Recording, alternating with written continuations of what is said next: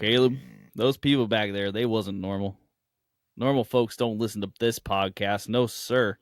Welcome to Additional Crew, the spoiler-heavy review show where we choose whatever random film we want to talk about. This episode, we bring to you a small-town farmer's son reluctantly joins a traveling group of vampires after he's bitten by a beautiful drifter. I am, of course, talking about Kathryn Bigelow's now cult classic, Near Dark. But before we jump into all of that, and we will momentarily, let me introduce your co-host. I am Nick, and with me is Adam, also known as VHS Goblin and a friend of the podcast. How's it going, Adam? It's going good, man. This movie was dope. I liked it a lot. That was really good. I'm excited to talk about it. Heck yeah. See, and that's what the hope is that you just find some new movies you've never watched before, and you're like, hey, this is either cool or it's not. We'll find out. Knowledge, right? You know me. If it's bad, it's good. Yeah, that's fair. That's fair. It's been, you know what? I'm going to just say this for a second. It's been a minute since we've watched a stinker on this podcast. Like, for a while, I'm like trying to find a movie that's bad. I got plenty. You want help? I may need help, and I'll reach out to you. No. Yeah. No, I got a list of things like put you off movies for a while. Like I can't do this anymore. It's exhausting.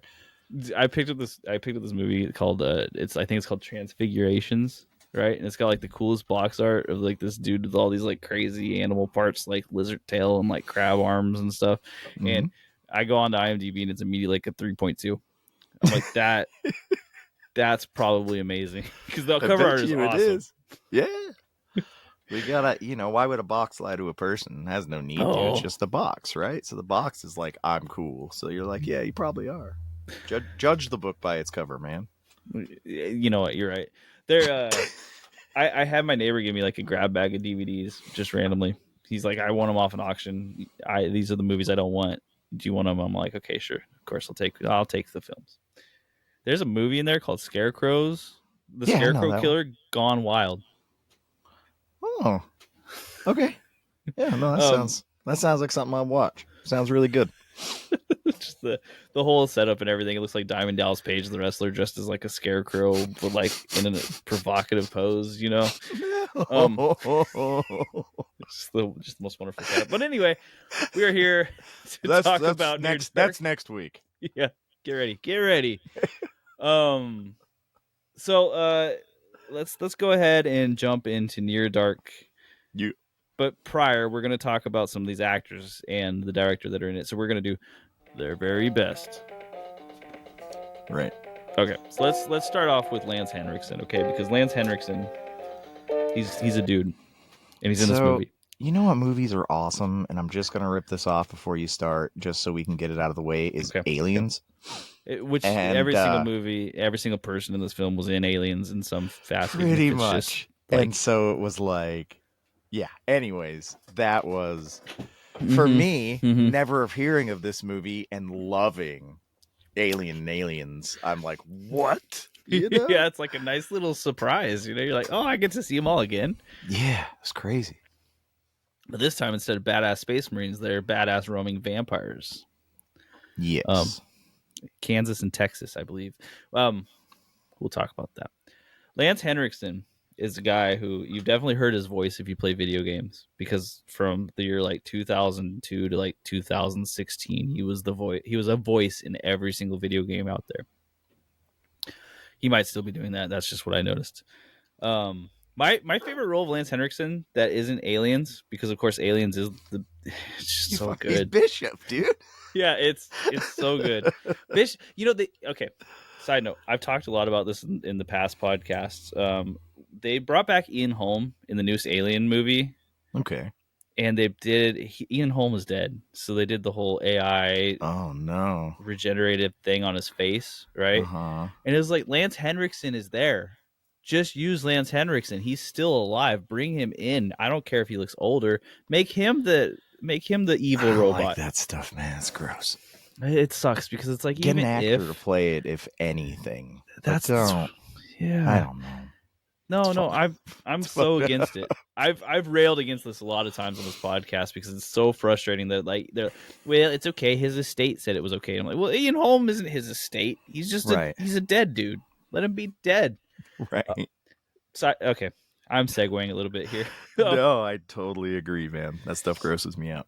Lance Henriksen should have been in that film. So, but Lance Henriksen has this phenomenal film with one of the dumbest names possible. So I wouldn't blame people if they haven't watched it. Pumpkinhead, Yeah, the it's old good. 80s horror movie. It's a phenomenal film, and it's Lance Henriksen vehicle. It doesn't work without this guy. Phenomenal flick. I suggest everyone goes and watches it. Yeah, he's a great actor. He's fantastic. Mm-hmm. For me, it's Aliens, right? Like Bishop. That is, no matter what I do, that is what is ingrained in my mind when I think of him. And anything he does outside of that, I'm like, oh, Bishop's in this, like because when I was growing up, around that time is when those movies were like big deal. Like everybody, that's like what you would watch when your parents were looking. It was like the big deal movie. Yeah. So we thought that whole cast was just awesome. Well, and he plays Bishop in, I think, like 2 or 3 of the movies, and then the Alien versus Predator movie after that too. Sadly, I've only seen the first 2. Well, don't feel too sad. There are movies that like you can get into if you really love the lore of it, but if you don't, you're not going to have a great time. No. I have the box set with the intention of like sitting down, because I love the first 2 so much, like sitting down and grinding them out and like hoping the nostalgia from the first 2 carries over like into the other films. But like as standalone films, I don't know, man. No, and they lose Alien versus Predator 18,000. This time they're on Mars. I love, unfortunately, with Leprechaun in the hood. Yeah, I love Predator so much too. It's so hard because like Predator's those movies sick, are man. pretty bad afterwards. But so Alien 3, well, okay, final segue because this is still related to Lance Henriksen. Alien 3 is an awesome movie to watch just for the fact that David Fincher is the director, and David Fincher has gone on to be a phenomenal director. Yeah, but he just completely like tries his own thing in Alien, and it just does not work. But it is awesome to watch if you think about how you got here from here to like 7 or Gone Girl or Zodiac or what have you. Right. But yeah, Lance Henriksen, Pumpkinhead is what I'd say. Anyone who wants to see Lance Henriksen, and it's not Aliens and not this film, go watch Pumpkinhead. Yeah, Bishop's awesome in Pumpkinhead. It's true. Bill Paxton. He's awesome. Go ahead. Yeah, right? Like God. Bill Paxton's been in so much stuff. Mm-hmm. But for me, it's, he's in Alien and he's awesome. Yeah. And his like over exaggerated facial expressions and some of the one-liners he has in that forever has stuck with me. Like in this film, I don't know, he reminded me a lot of like Goggins, honestly. Like he had that look and that play to him. But the face, like you can't get away from it. In the serious roles he tried to do later, and like he can never get away from it. It's always goofy to me. He always looks goofy, but in the best way. I love him. But for me, yeah, Aliens, right? He was awesome in that. They just went and hired all the best actors out of Aliens and were like, do this movie. The whole game over, man, game over. It's like, it has to be one of the most iconic lines in cinema. Yeah. Have you ever watched The Vagrant? Yeah. Okay, so I love that movie because Bill Paxton plays the straight man. He's not the guy who's out there being the monster. He's the guy who's like straight laced. Cover, it's hilarious because he's like screaming and it like looks so corny. Like he's like, and it just makes me laugh every time I see it. When we were talking about this movie and I told you, I'm pretty sure I have that on VHS, Bill Paxton horror movie, and I found it. That's the movie. That was The Vagrant. Yeah, you're like, that's the wrong one. I actually have the Vagrant poster up on my wall in this room. It matches the color scheme. Nice. The movie's not like a super great movie, but it is hilarious, and the whole entire idea that Bill Paxton just like loses everything and all of his shit because he can't deal with this one guy being in the park across the street from him. It's just wonderful. I mean, completely understandable. I get it. Like, I get it. Sometimes you just can't scratch an itch. You know what I'm saying? You gotta take it to the extreme. Just 100%. And then of course Bill Paxton's also in Predator 2, which is Predator in the Hood. That is Predator in the Hood. Good movie though. I like Predator 2. Like you can't like it better than 1, but I almost do.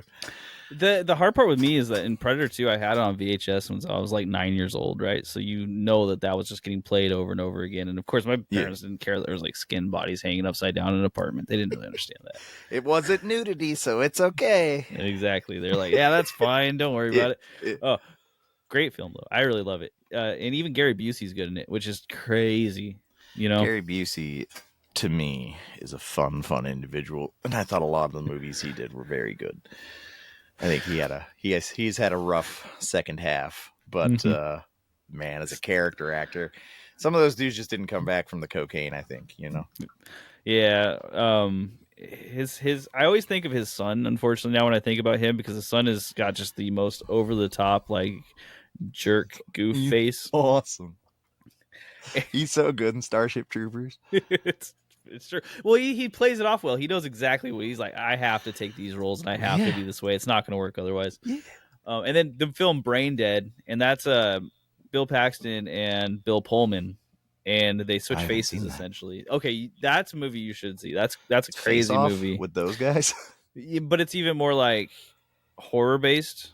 So like the faces are talking when they're not on bodies. They are infiltrating jobs in search of doing nefarious deeds. And I'm being kind of vague about it because it's 100% worth watching. So I'll check it out. Yeah, and it's a fun movie, and it's again Bill Paxton, Bill Pullman, the two Bills. Those guys are both classics. Yeah, you can't go wrong with them. And then Kathryn Bigelow, the director. So she's had a very strong run recently of movies that I don't typically watch. Sometimes like Zero Dark 30, The Hurt Locker, like the movie Detroit. These are movies that I don't typically watch, but she's one I think Hurt Locker won Best Picture. Yeah, I think it did. Mm-hmm. Have you ever watched the movie Strange Days? Yeah. Is it as good as it's portrayed to be? Because that's a movie I've strongly considered choosing for this podcast. It came out at the right time for me. Mm-hmm. Yes, I think it's fantastic. I would put it up pretty high, you know. The artistic direction's bonkers in it. The story's hurts, but I think that's the point, right? Yeah. Mm-hmm. So, highly recommend it though. Great, wonderful. movie. Okay, yeah, she did that. Great for in the middle of winter when you give yourself depression some more. Well, okay, perfect. That's a movie that I've really been trying to do for this podcast, but also in similar situation to Near Dark, it is just not on physical media anywhere that makes any sense to purchase. I do know I have Strange Days on VHS. Yeah. See, that's pretty sick. Yeah, I've looked it up, and that one's not. It's not prohibitively expensive, but it's that point where it's like I really need to be ready for this if I'm going to. That was the one I picked. Actually, I picked that up at the Pam sale before you went and looked at the movies after. Oh, nice. Okay, it was in that stat. Yeah, so that was like a 40 center. That's amazing. Yeah, that's awesome. It lives with me now. But she also did Point Break, so clear classic. Love that movie too. I watched a little documentary about her, and she had written for a movie right before this. I forget what it was, but they were doing like two writers were working together on this. And I'm going to be completely straight. I didn't know who she was as a director. If you asked me who directed those movies you just named off, I would have no idea. Fair. I don't know. Did Vincent D'Onofrio do Strange Days? You know, I don't know. You know, right, she was a very interesting interview. I don't know if that's her all the time, but just like dialed in, super smart, and like extremely well enunciated and spoken. And like to her, it was like the movie was like she was an architect, you know? She didn't seem like a creative. She just seemed like somebody that was building something the way she wanted it to be. Okay. You know? Okay. very impressive. She impressed me when I watched So like that the thing. I view was is like, already there, and she's like, I'm putting the blocks together. This is how I right, make that view happen. right. Which is pretty And cool. she was talking about like budgeting and stuff, and like how it was like all really mechanical. But obviously she has an artistic vision, right? There's definitely a narrative amongst all of her films. Yeah, she's awesome. She seems awesome to me. I got lots of looking in to do. Yeah, it's wild because I was looking up Strange Days in particular, and I had like clicked on Kathryn Bigelow's name because I didn't know who she was either, and then find out that she is maybe still. I didn't check their status. Married James Cameron. That's right. Yeah, they had worked together prior to being married. That's why he keeps putting out good movies. She's the one helping. Symbiotic relationship. They're like working together. Because there are some parts of Near Dark besides just the cast that I can already tell got a little bit of James on them. Yeah, and that's not. But see, I think this might be the issue, and I'm doing it myself here. She probably doesn't get the credit she deserves because James Cameron's hanging around. She was a good director before she knew James Cameron. She was making awesome movies. Like that's probably why they got together, because they were both making awesome movies. They had something in common. And there's this film of hers that I'm still very interested in watching. It's The Loveless. This is a 1981 film, and it's starring a incredibly young Willem Dafoe. And it's about a bike gang coming to town. Gold, so yes, exactly. So it's great. Boy, she's good at casting, isn't she? She knows how to find very entertaining people at the very least. Yeah. Willem Dafoe as a very young man looks incredibly terrifying in a good way. Like he's got that look. He's the handsomest man. I love him so much. And then I was looking at the rest of this cast, and I think there's names that like you could know. Like there's Adrian Pasdar, Jenny Wright, and Jeanette Goldstein. I'm kind of lumping all these together because Jeanette Goldstein was in Aliens. Jenny Wright was in The Lawnmower Man, which I've never watched. Aliens, but what was her name in this? Switchblade or what's her name? Diamondback. Diamondback. Thank you. Mm-hmm. Yeah, she's awesome. She is awesome. Like, and she's clearly a badass. I don't remember what her name in Aliens was off the top of my head. Vasquez. Yeah. Yeah, she's sweet. Super cool. She's also in she Terminator played 2. against Henriksen. So nice in this. I thought they were really good together. She's like kind of sweet, but also you can tell that underneath she's like, okay, it's all right. No, she'd kill you. Like, you don't mess with a lady like that. Like, okay. We'll talk more about this when we get to the movies, but I loved it when she's like, yeah, go ahead, run. And it sounds like she's being nice, but she's really just setting them up. Yeah. It's so cool. It's so cool. Okay. So let's just go ahead and we'll just talk about the movie, okay? Because we're already basically I think we hit the good actors. I like the little kid in it too, and I don't know what his name is, and he's kind of funny looking a little bit. I don't know if he went on to do anything else, but his name is Joshua John. Okay. And there was a couple of parts in this movie. A lot of it was kind of weird. Like, I wouldn't say that it was great, but then there was a couple of parts of this movie where he just nails what he's doing. And I was like, damn, that little kid's creepy.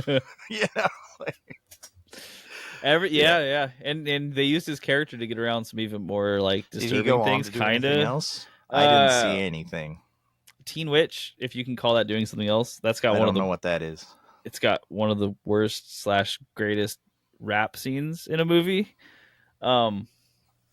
He's been around for a long time, but most of his movies don't seem to trend very well. I haven't heard of any of them. Familiar to me at all. He was in Halloween 3, but he wasn't the main kid, so I don't know what role he played. He must have been one of those kids who was at the house in the beginning.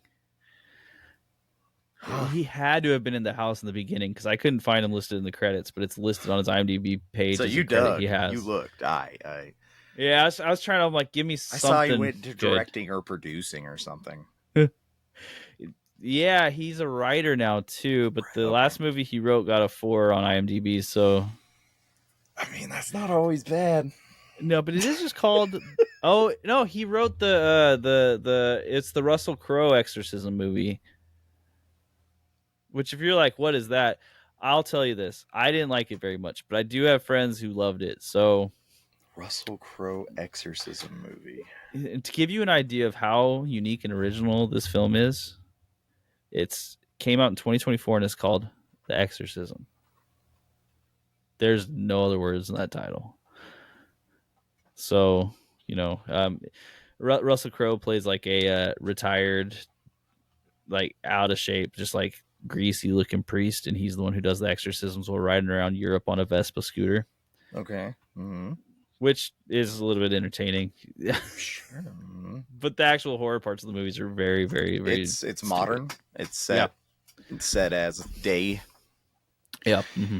So it's not like Roman or medieval or something. He doesn't get to show off his abs and swing a sword around. No, and I don't know that Russell Crowe has abs anymore after watching that movie. I mean, he's got a keg. It's all right. Yeah, I'm not out here hating on him. I'm just they know what they were doing in that film.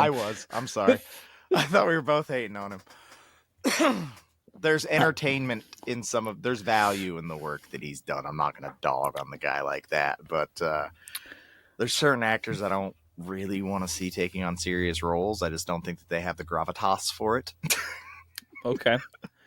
And this is Nicolas Cage would be one of those gentlemen. Yeah, that's fair. I could see it working. Leaving Las Vegas, though, I mean, come on. But I don't know. Matchstick Men was where I really liked Nick Cage in a more slightly serious role, but he played an eccentric, so it's a good combo. And I hear Steel Magnolias is good, but I've never watched that movie. It is good. Okay, so Near Dark. We have as I said earlier, it's a small town farmer's son reluctantly joins a traveling group of vampires after he is bitten by a beautiful drifter. Now, I think that I would prefer, like you said, to have not read that line before watching this movie because there was a little bit of mysterious setup. I think the word join is strong. That's a fair point because I don't really think that he ever at any point consents to joining. No, there's a lot of non-consent happening in the beginning of this movie, though. So he's just. How do you start this? You start it by him showing he's a up. hick with his buddies, right? And they're hanging out in town, and there's some girl getting ice cream, so they decide to objectify her and threaten to fight each other over who got to talk to her. And he's acting like he's never seen a woman in his entire life before. He's just like, oh my gosh, there she is. Yeah. I'm 100% smitten. But then he gets her into his truck. And I think nothing ever goes good after that version of that sentence. He gets her into his truck. Yeah, somebody you just met in a parking lot. You talk them into your vehicle. To drive her out to the middle of nowhere. Right, yeah. And as he's driving her out to the middle of nowhere, he continues to make advance after advance after advance. He even stops, pulls over the car, takes the keys out, and he's like, why do you gotta hurry? You gotta kiss me to get the keys. Puts the keys in his shirt, like, it's just a lose-lose situation. So, yeah. In the end, like, because he's running out, he ends up getting bit by this lady. May is her name. It seems to have been done in passion, like she was kind of into it. It was a real awkward way to get to that point, though, and I can't excuse things like that because of the area or the times, right? Like, that's just gross. Yeah. No, it was yucky. Pretty bad. Yeah. I don't know if we were supposed to feel that emotion because of it. I have this like thought, and this was just after one watch. I thought maybe the purpose that she's making is that this vampire really didn't want to hurt him. Because it really seemed like she was very reluctant and very much didn't want to, but because he couldn't control himself, asking for it, right? Yeah, exactly. I think it was like an inverse of the schemes because there's a few moments in this movie where I think the messages hit a little bit deeper than they do in the rest of the movie. Like, it seems to be pretty surface level. Well, with what else she's directed, dude. Like, I mean, she seems. She probably hides meaning in things, right? For sure, 100%. Yeah, if you haven't seen Zero Dark 30, man, that movie's intense, and it definitely is hiding meaning everywhere. But yeah, that whole beginning scene is creepy, and it feels bad, and I don't like it, and I think that that's the point, right? Yeah. Because that kid seems so innocent when you first kind of see him, just like a goofball, and, oh, come look at my horse, and, like, he just seems like a guy with Southern charm, and then, like, then it's just, I don't know, man, don't lock people in your car. You can't do that. You can't do that. You can't. You can't do it and expect to be considered a good human being. Right, and I love that because it did feel like it kind of played on it really early on. It was like, okay, so here's this good old boy. He's going to be the hero. He's going to be great. His friend's kind of the idiot, but he's the good guy, you know? And then immediately afterwards, he locks her in the car, and he's just like, yeah, I got all these ideas. We'll take you out to do all these things. Or, shocker, you're isolated in the middle of nowhere with no way out. Yeah. And like, No, it's good to lock yourself in a car with a lion, I guess, but... it's accidentally at least. But so he accidentally keeps her almost until morning time. Yeah. And then I can't remember, they go and he goes and drops her off and then attempts to go back to his house. But as he's walking, he loses the truck at some point, yeah? Yeah. Yeah, and I'm trying to remember, the truck doesn't turn back on or something after that. That's a blank for me, because why did he lose the truck? What happened?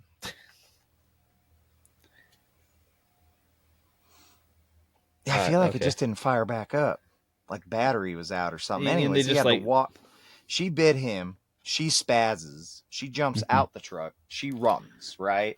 Mm-hmm. And that's the last we see of her for then. And then I think he pops the key and it won't start up. And so he's like, oh, shucks. And like gets out and starts walking home. And that's kind of when you get the pan of like how massive this field is he has to walk across. And like the sun isn't up yet, but it's like that time of day when like either you're going to bed really late or you're getting up really early, you know?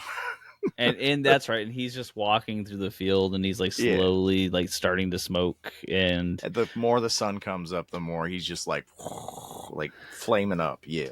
And you can tell he's clearly not feeling very well. No, he's not great. Yeah.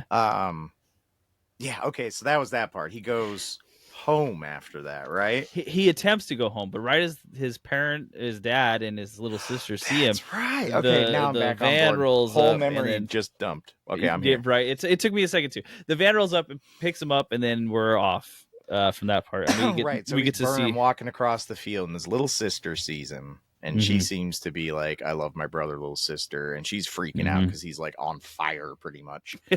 And then dad, she's like, Dad, and this RV's ripping down the road, and that's right, they rip up beside him, open the door, and pull him in, like they're as dad is doing the most wholesome thing and like, you know, providing vet service to animals.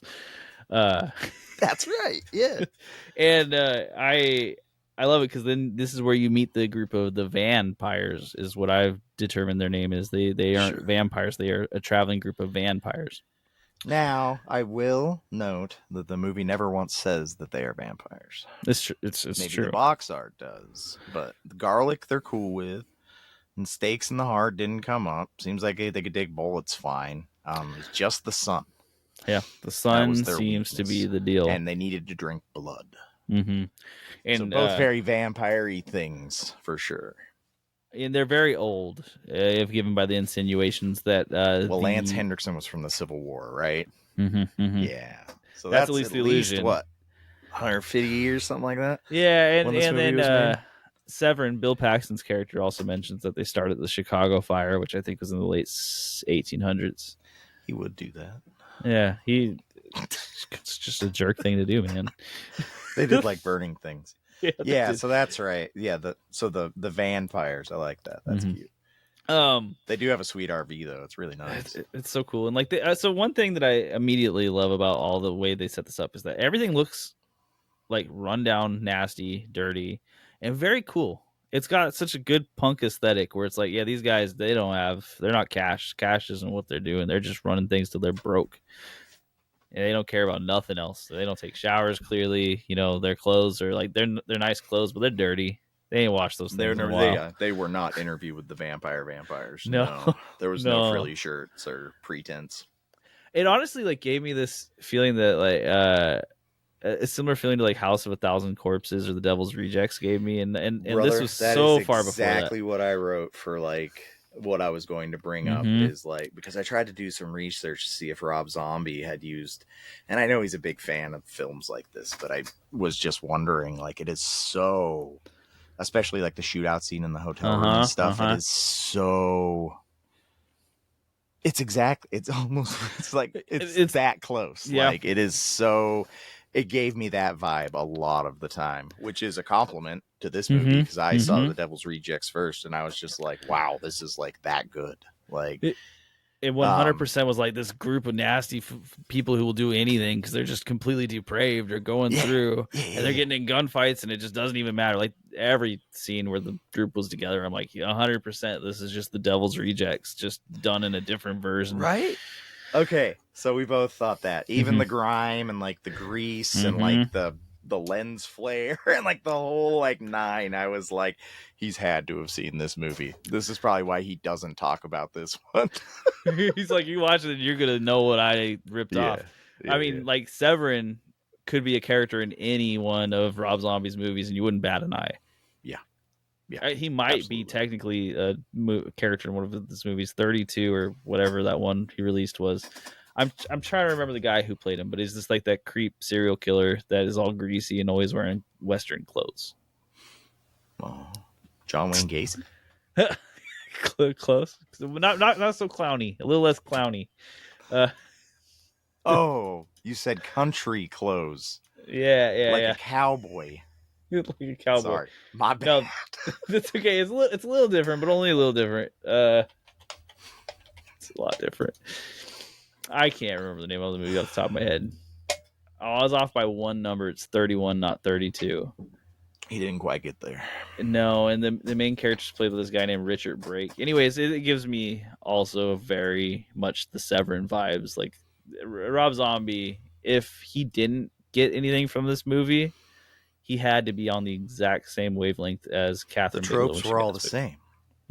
They like, even in like the makeup of who was there, like at least with like the main three, the tropes were all represented pretty legit. Like, once again, not a knock on either movie, they're both great, but like, when you hear Pressure and Ice Ice Baby next to each other, it's kind of the same song, like, yeah, they changed it up a little bit. They're saying different things, but like that beat, I hear it.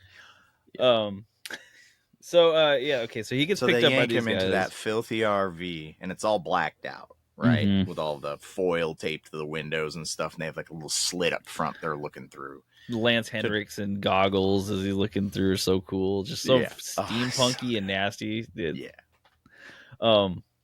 Just there's something about it. Lance Henriksen has got such an interesting look, and they use it so well in this film because they use his look, like his personal actual look, to almost make him look emaciated. Yeah, emaciated. Like he is clearly skin hanging off bones. Yeah, and he's like clearly a guy you wouldn't want to meet in the middle of nowhere. No, he's got a rat tail. Dude will screw you up.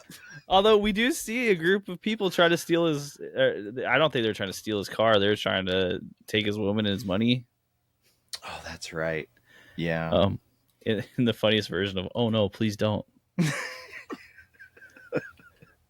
So the RV's slick, and somehow, so they don't like the sun, right? So like they have to stay in the dark, or they set on total on fire, and then after they're on fire for a while, they blow up in a really funny way. And so somehow Lance Henriksen has, I believe it's a magical ability to find empty warehouses, random places where he can just park his giant RV and do whatever he wants. That's just what the Kansas Texas border is like. There's just no one actually lives there. It's just all buildings. Just buildings to work on the oil derricks when they go out of whack. And then Greyhound stations for people to withdraw in. Yeah, so they get him. They go and park in some barn or something, and then he bails again because he's like, "I'm a good. What's happening?" And it's like, dude, vampires. It's cool. And he wasn't cool with it. Then he was cool with it. Then he wasn't cool with it. Then he was cool with it. I don't know if he knew what was going on. He seemed a little messed up. One thing that I like about that is it seems like a very organic reaction to that whole scenario. Like, it's written in a weird way in this film that I don't know completely works, but if I really think about how would you react if you just got bit by some random lady, now you're just a group of this vampire, you'd be like, no, and you'd be like, well, maybe. No. I'm good with it, I think, until I figure out how greasy these folks are, like, for real. Because they're, God, you got to eat a person every now and again and I'm not saying I would do this, but like for a more immortality and you could do whatever you want. And like, there's romance to that, but not when you're fucking living in an RV and eating drunks at a bar. Like, I don't know. You started in the Civil War and it's been all downhill since then. Like, I don't know, man. It doesn't sound like a great use of my time. Like, I'd probably rather just expire on notice, Yeah, that's a fair point. But I feel like the characters themselves were either picked because of their mental profile or gained a mental profile because of the time spent doing. They definitely weren't in touch with their humanity. Right. No. And they made it very clear when they had him in the RV, when they were like, he's not one of us. He needs to prove that he's one of us. And that was meaning killing somebody without remorse and drinking them. My guess is that with all the time they've been doing this, they've changed quite a few people that did not want to kill anyone. So this is just a scenario that's come up before, and usually they're pretty cutthroat about it. But this May vampire, isn't, and she's like, "No, I got it. I'll save him. It'll be okay." And everyone else is like, "It won't. It never is." And she's like, "No, 'cause it's cool." Yeah, I guess you're right. Yeah, and it was totally the worst kind of not okay for them. Yeah, it went very bad. Really, considering how long they've been around, couldn't have gone worse. Good old Caleb Colton just really threw a wrench in their spokes. Yeah, but I did want to say that I did find it amusing how no matter what, even if they're like racing away from the scene of a crime and getting away and it's daylight out, he'll always find an empty building to park in. Those just exist. Just pick one, park in it. It's fine. One thing that I okay, so they get in this empty building. By the fourth time it happened, dude, I was laughing. I'm like, yeah. I think it's a vampire power. It is. They're like, we know where we can stay.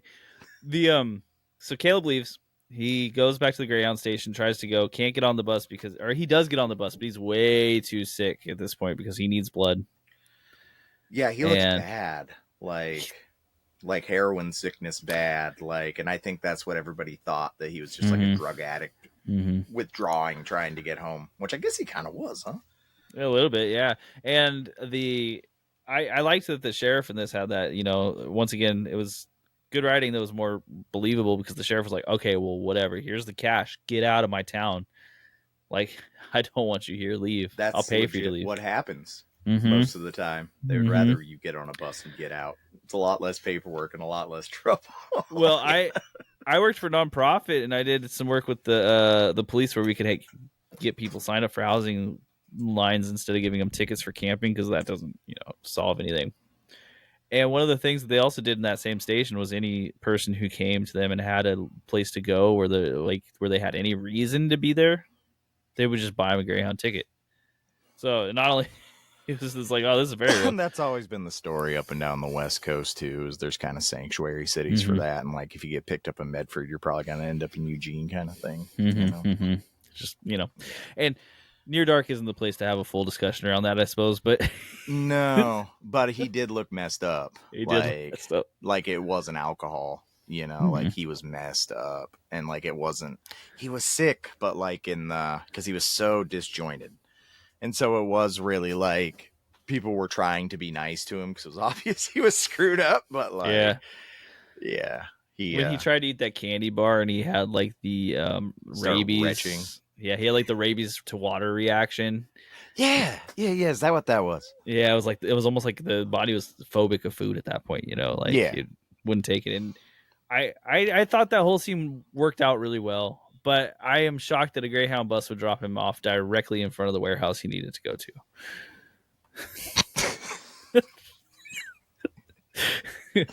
I mean, the town's really small, and before the bus leaves town, it does about 12 laps, and then it pulls out. Either that or he was on the bus for like 30 seconds, and they just made it seem like he was on the bus for a while.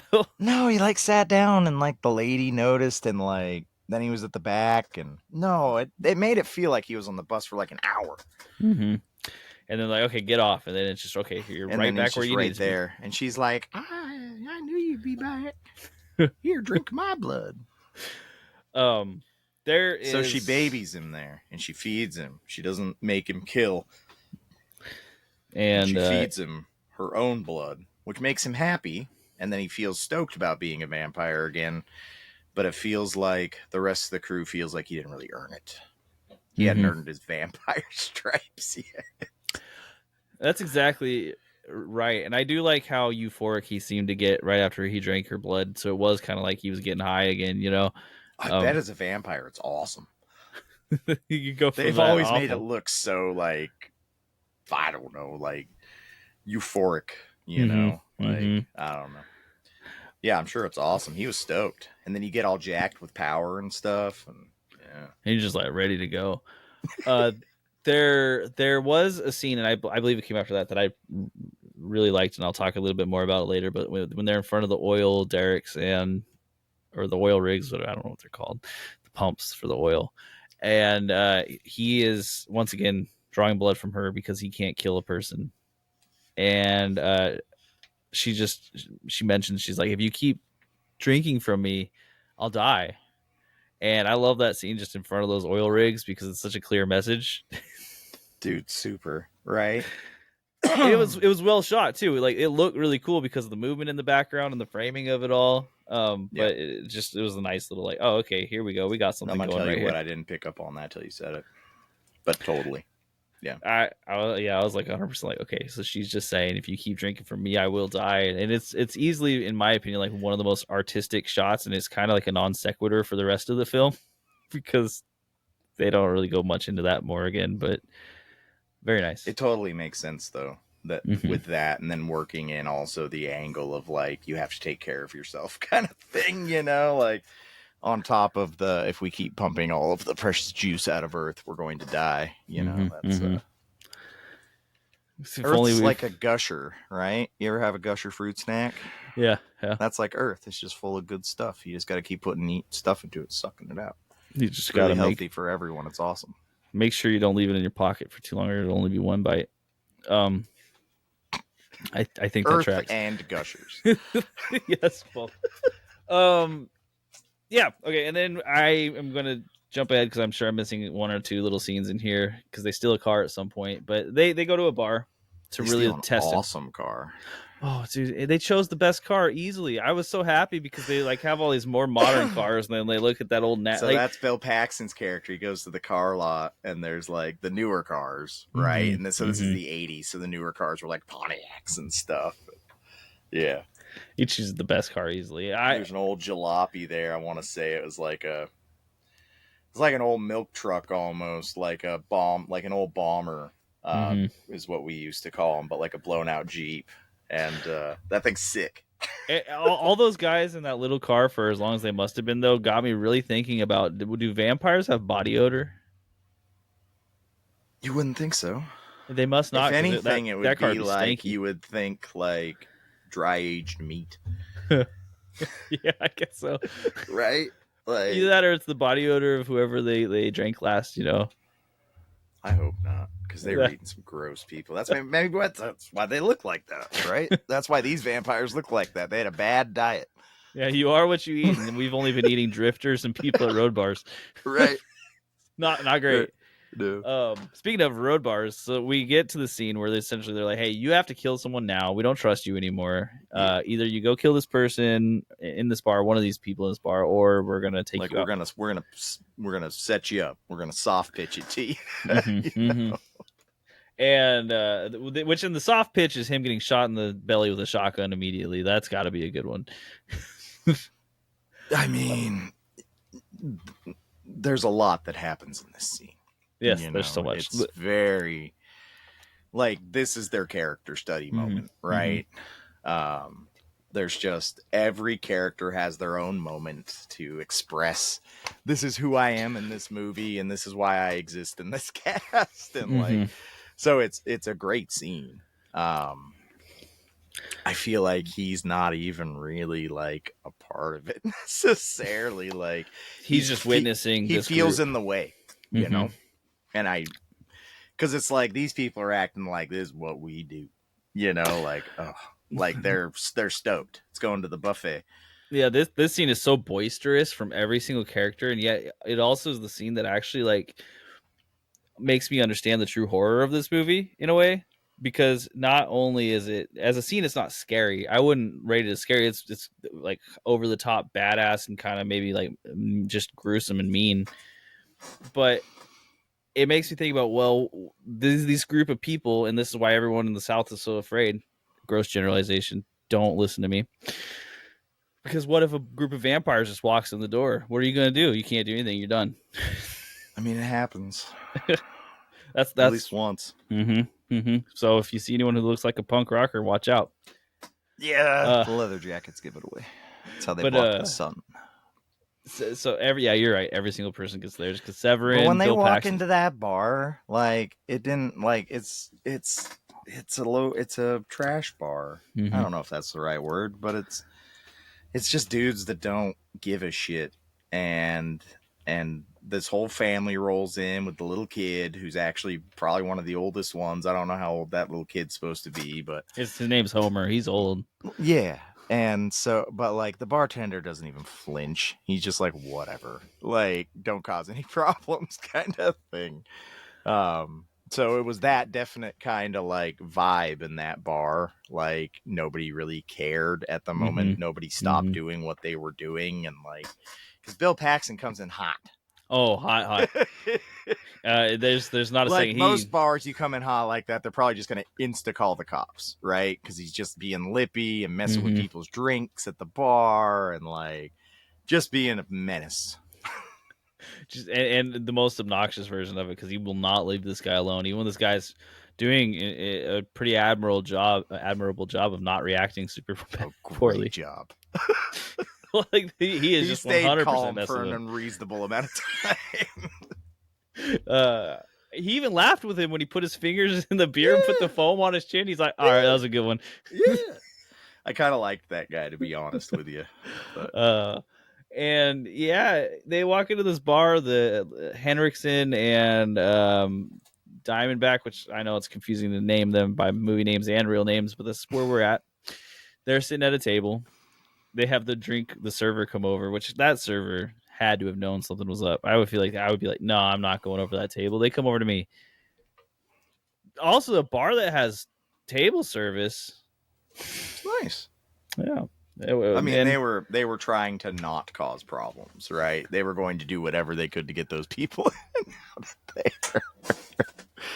They weren't around here. That's true. They're like, get them served, get them out. And they did get them served. They slit her throat, and like I think that was the real first act of like full on killing that happened. And they they use cups to get her blood in them, and then they had mugs at the table. They didn't have to be animals about it. And then from that point on, it's just this scene of just brutality and like playful brutality. Like these guys clearly are taking Bill Paxton driven like a cat with a dying mouse. He seemed to really enjoy the outwardly violent act of it, like making it a game and like using his power. He obviously enjoyed having power over people. Oh yeah. Homer and the other two sitting there at the booth kind of just seemed, they definitely enjoyed what was happening, but for them it seemed like more like a dinner and a show, you know? Like they're waiting for dude to eat, just let's see if he can actually take care of any of these guys, and he's supposed to take care of the person at the billiards table. That guy tried, man. They did they tried to make it easy on him. Then she went over and got close with him and tried to play the jealousy angle, to like get him all worked up that way. And like, now he's staunch about it. He didn't fold. No.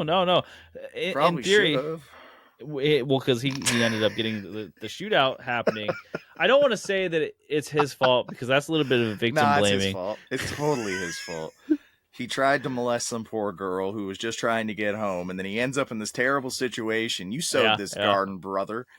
Don't mess with this whole family that's been alive for hundreds of years and taking care of each other just because you fucking...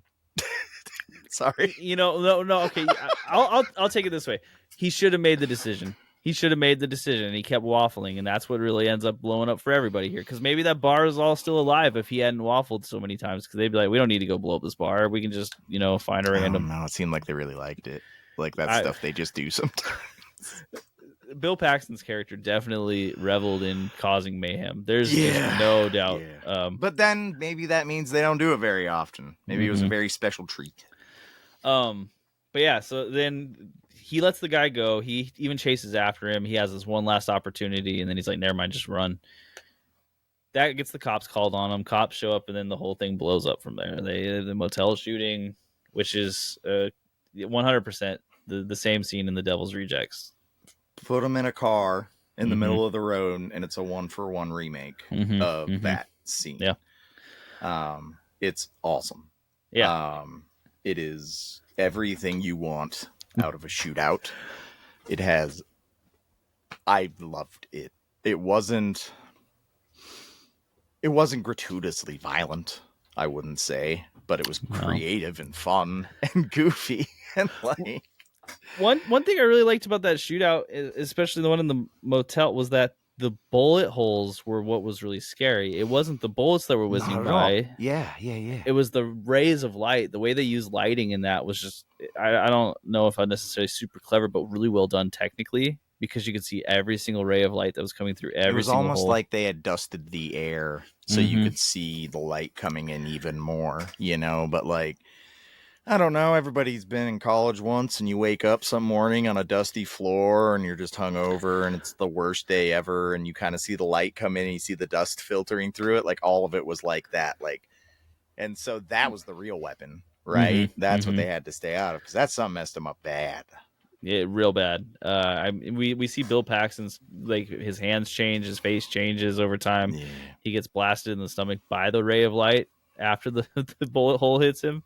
Or the bullet hits him, then the ray of light knocks him on his butt.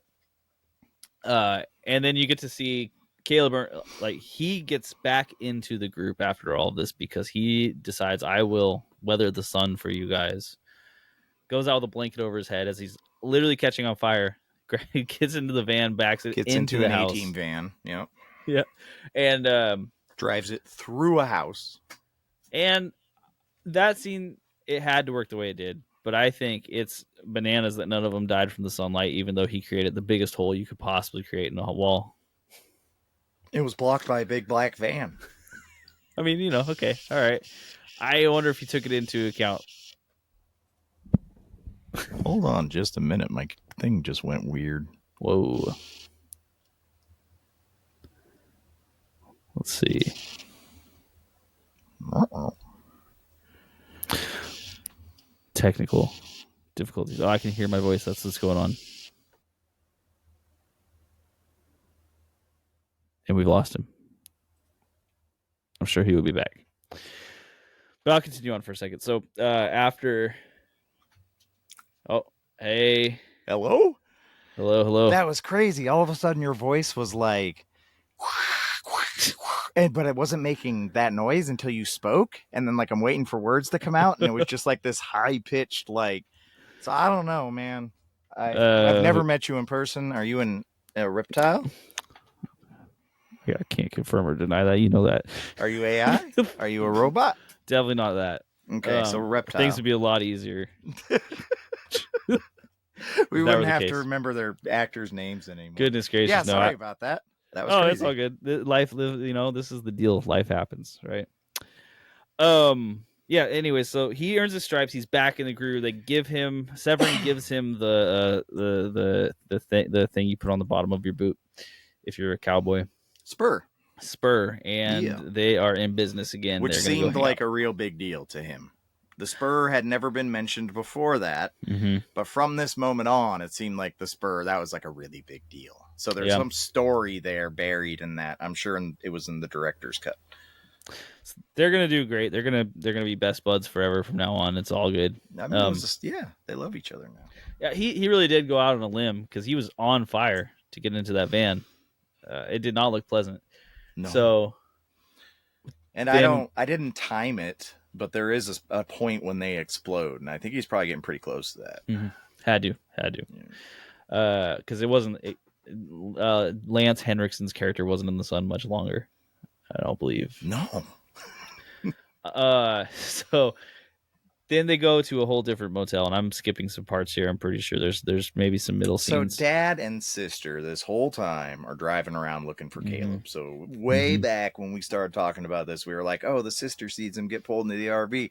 There's been a whole subplot that is dad and sister driving around in their old truck looking for Caleb here, there, and everywhere. And Caleb has tried to call home a couple of times, but they're never there to pick it up because they're out on the road looking for him. They're like trying to tail him because they think he's been abducted. So that's, so that whole subplot is happening, but it's a lot of nothing. It's a lot of, I mean, it does give you an explanation as to like why you end up seeing them later, but I don't know. I think it's not the part of the movie you remember. No, it's 100% just the MacGuffin to get him to leave the crew in the back of Dad's vehicle, because the young vampire Homer, he immediately falls in love with Caleb's little sister. Yeah, so they end up at the same hotel. Dad's doing a good job of tailing. They've been following the news reports of this psychopathic family murdering their way across some states. So I guess they were, so they've caught up, but they didn't know where they were at. And then just by fate, they end up staying at the same hotel. Right. And Homer's out at night, and that little sister's out there getting a pop. And she's all sassy with him because he's like, why are you waiting? I do what I want. And he's like, all right, let's go watch TV. That was the one moment where I think Homer was like the most impressive as a vampire, is when he was able to like switch back into that kid mode, and he just did it so well. When we were talking earlier about actors, this is the exact moment. The moment in the bar, he was sinister. It was good, but this was the moment when this was his best moment, especially that moment standing outside with her, and like, even though they're the same age, like he really played it as like a creepy fucking pervert, like it felt bad, right? Even though the kids were the same age, like it felt gross, like because you knew what his intentions were. You knew his intentions the whole time, but that's probably also like more realistic. He wanted that one for him, right? So he wanted to turn her, and I think he probably thought that was a good idea. But I guess at that point he didn't know that was a little cis yet. Right. Yeah, we didn't get the Severin and the world turns round and round or whatever he says. So yeah, he takes him back. Caleb comes back in the room. He's like, oh my gosh, daddy, sister. And I do make a point to say daddy because he called him daddy every single time he could. Just he's a good old, that's I'm a good old boy, right? Yep. He's a good old boy. Loves his daddy. Exactly. And so he is in there, and he's like, you can't take them, leave them alone, anyone but them. And there's like, oh yeah, but they've seen him now, and that's the one I want, so this was gonna have to be. And things just pop off from there. They get out, get back in the truck, and then this is the craziest part of the movie to me. The whole entire most insane part of the movie to me is Caleb figures out how to not be a vampire anymore. Hops in the truck, pulls the tarp over him, dad drives off, right? And I'm thinking to myself, probably like you were, where does this end? He's gonna go home and kill his family. Like, does he find out sheep's blood works and they got sheep all over the farm? That's where my brain went. I was like, well, there's barnyard animals there. He's maybe a vet, right? He's gonna have blood somewhere. It's gonna be fine. Don't worry about it. Maybe they find blood that works or something. But he goes full on transfuse all of my blood out with your blood, okay? How did it work? Explain it to me. Whose blood was it? Okay, so it was dad's blood, right? It was dad's blood. And so how much blood did dad put into? Because wouldn't you have to like wipe it? I'm not a vampire expert. I'm not a vampire mechanic. This is I haven't built my own vampire before, but I'm assuming you don't want to leave any of that residual vampire juice. And that's the thing, is like he's completely cured, so it had to all be gone, right? Like it was perfect. Yeah, I don't get it, but because what did dad do? Just empty himself out? Dad's like, don't worry, I'll put sheep's blood in me. And I love it because then the next time they're like, May comes back and he's all like, no, it's okay, daddy can use his blood. And I'm like, how much blood does daddy have? Like, what is about to happen? He's got one of those dad's got medical a basement issues full of people. The real bad guys. It's the subplot we never heard about. But yeah, it just so goes forward. All of a sudden, the camera cuts and like Caleb just turns into Captain Spaulding. They show the sunlight hitting him, and he's like, "I'm cured. Yeah, it's okay now. Don't worry. I'm family again. Everything's normal." So, how I felt at the end, and take this how you will, without her consent, again, he changes her into a human from being a vampire. That to me, like he's like, oh, I'm doing the best thing in the world. I get my girlfriend back. Like he doesn't even think about to ask her if like this is okay. And that bothered me a lot too. Like obviously she's already a murderer, right? So like you're telling yourself, well, she's hot and it's cool now because I'm going to make her not a vampire, and that erases all the evil stuff that they've done in their lives. I always think about this with movies that have these sort of like everything's going to get better after this vibe. Like, how does she exist in real life now in any facet? Like, does she have a social security number? Does she get a job? People? Yeah, exactly. What are you gonna do? Work at the Quickie Mart? Like, yeah, don't worry. I just showed up one day. I had definitely had nothing to do with all those murders that were everywhere I was. And also, I don't have a legal name or birth ID or anything, so it's all going to be good. I'm a right human, now though. On the screen, I just turned around and looked, and it is the scene right now where he's laying on the bed. He just got the transfusion. He's waking up in the sun, and he's like, oh. Yeah. It's perfect. So we're tracking on the movie pretty well here. We are actually. So yeah, I didn't like that. I think that if somebody has had something that traumatic happen to them, whether what they were doing was by choice or by nature, I don't care. Don't just force them to be something. Maybe she wanted to die. 100%. And you know, you do make a good point here. Like it just comes back to he just did what he thought was best, regardless. He just did what he wanted to do. Yeah. You could have waited one more day. You had a barn. You had a dark room you could have left her in. You could have fed her your sister or whatever. It doesn't matter. But like, ask. Like, at least I'm going to make you mortal again. I know you've killed 250 people and you probably have nightmares every night and hate yourself, but you were talking about how you wanted to live under the stars forever. With me? We could probably do it. You know, we could be best friends for the next 10 years, and who knows where it goes from there? I don't know. Work on the farm with me and Paul. That's what you signed up for sure, right? When you showed up in my town one time, that was it. You know, because one of the first things she said is like, "What if you could live forever?" Like she seemed to romanticize what she was. I don't know that a 1 or 2 week relationship is that much of a dramatic change that you want to give up your immortality. It's at least begs the question, you know? Yeah, just ask. I think that's the beginning and the end of this movie. There's two really solid points. Ask. You know, permission's nice. It's important. And so we had this whole Severn blows up on a semi truck, definitely inspired by James Cameron's movies where semi trucks blow up all the time. He does the really cool, like, I'm pulling all the wires out of your car because that's what I do when I'm spooky and I look like my face is burned off. Yeah, he goes ham. So we missed the part. Earlier, there's this she's trying to get him to kill a guy, and he's a truck driver. And he's driving down the road, and he's teaching him how the brakes work. Oh, and he's like, never pull this brake, then this brake, or you'll jackknife and kill the person in the truck. So you had Bill Paxton up there on the hood ripping organs out of this truck. I don't know. There was a lot of piping in this truck. It looked really cool. That's what I know. It did look cool. I've never seen an engine like that before. And so he jackknifes it with him surfing the hood.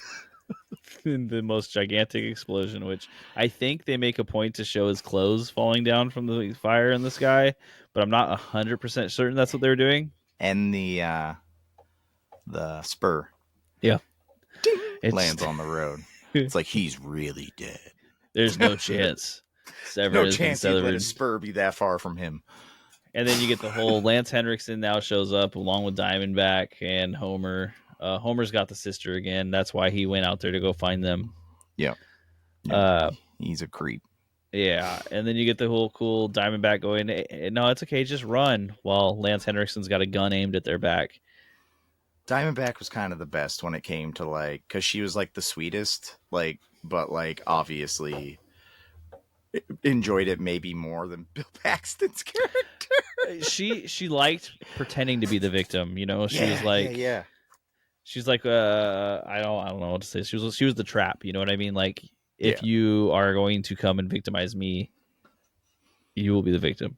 yeah, And we yeah. saw that a couple different times. And in this case, I suppose she was trying to be sweet, still a trap. You know what I mean? Like, she's like, yeah, we go ahead, get out of here, run. But she It already knew felt what's to going to me like happen. at that point she was her and Bill Paxton maybe not as much at that point, because you know, but it felt like they were trying to get him out of there, like you know, like Mm-hmm. they knew that this wasn't going to end well, you know, but it was too late. The ensuing car chase that happens, and I'm definitely missing a part here. I'm spacing it a little bit. Is pretty crazy, and it ends with Lance Henriksen.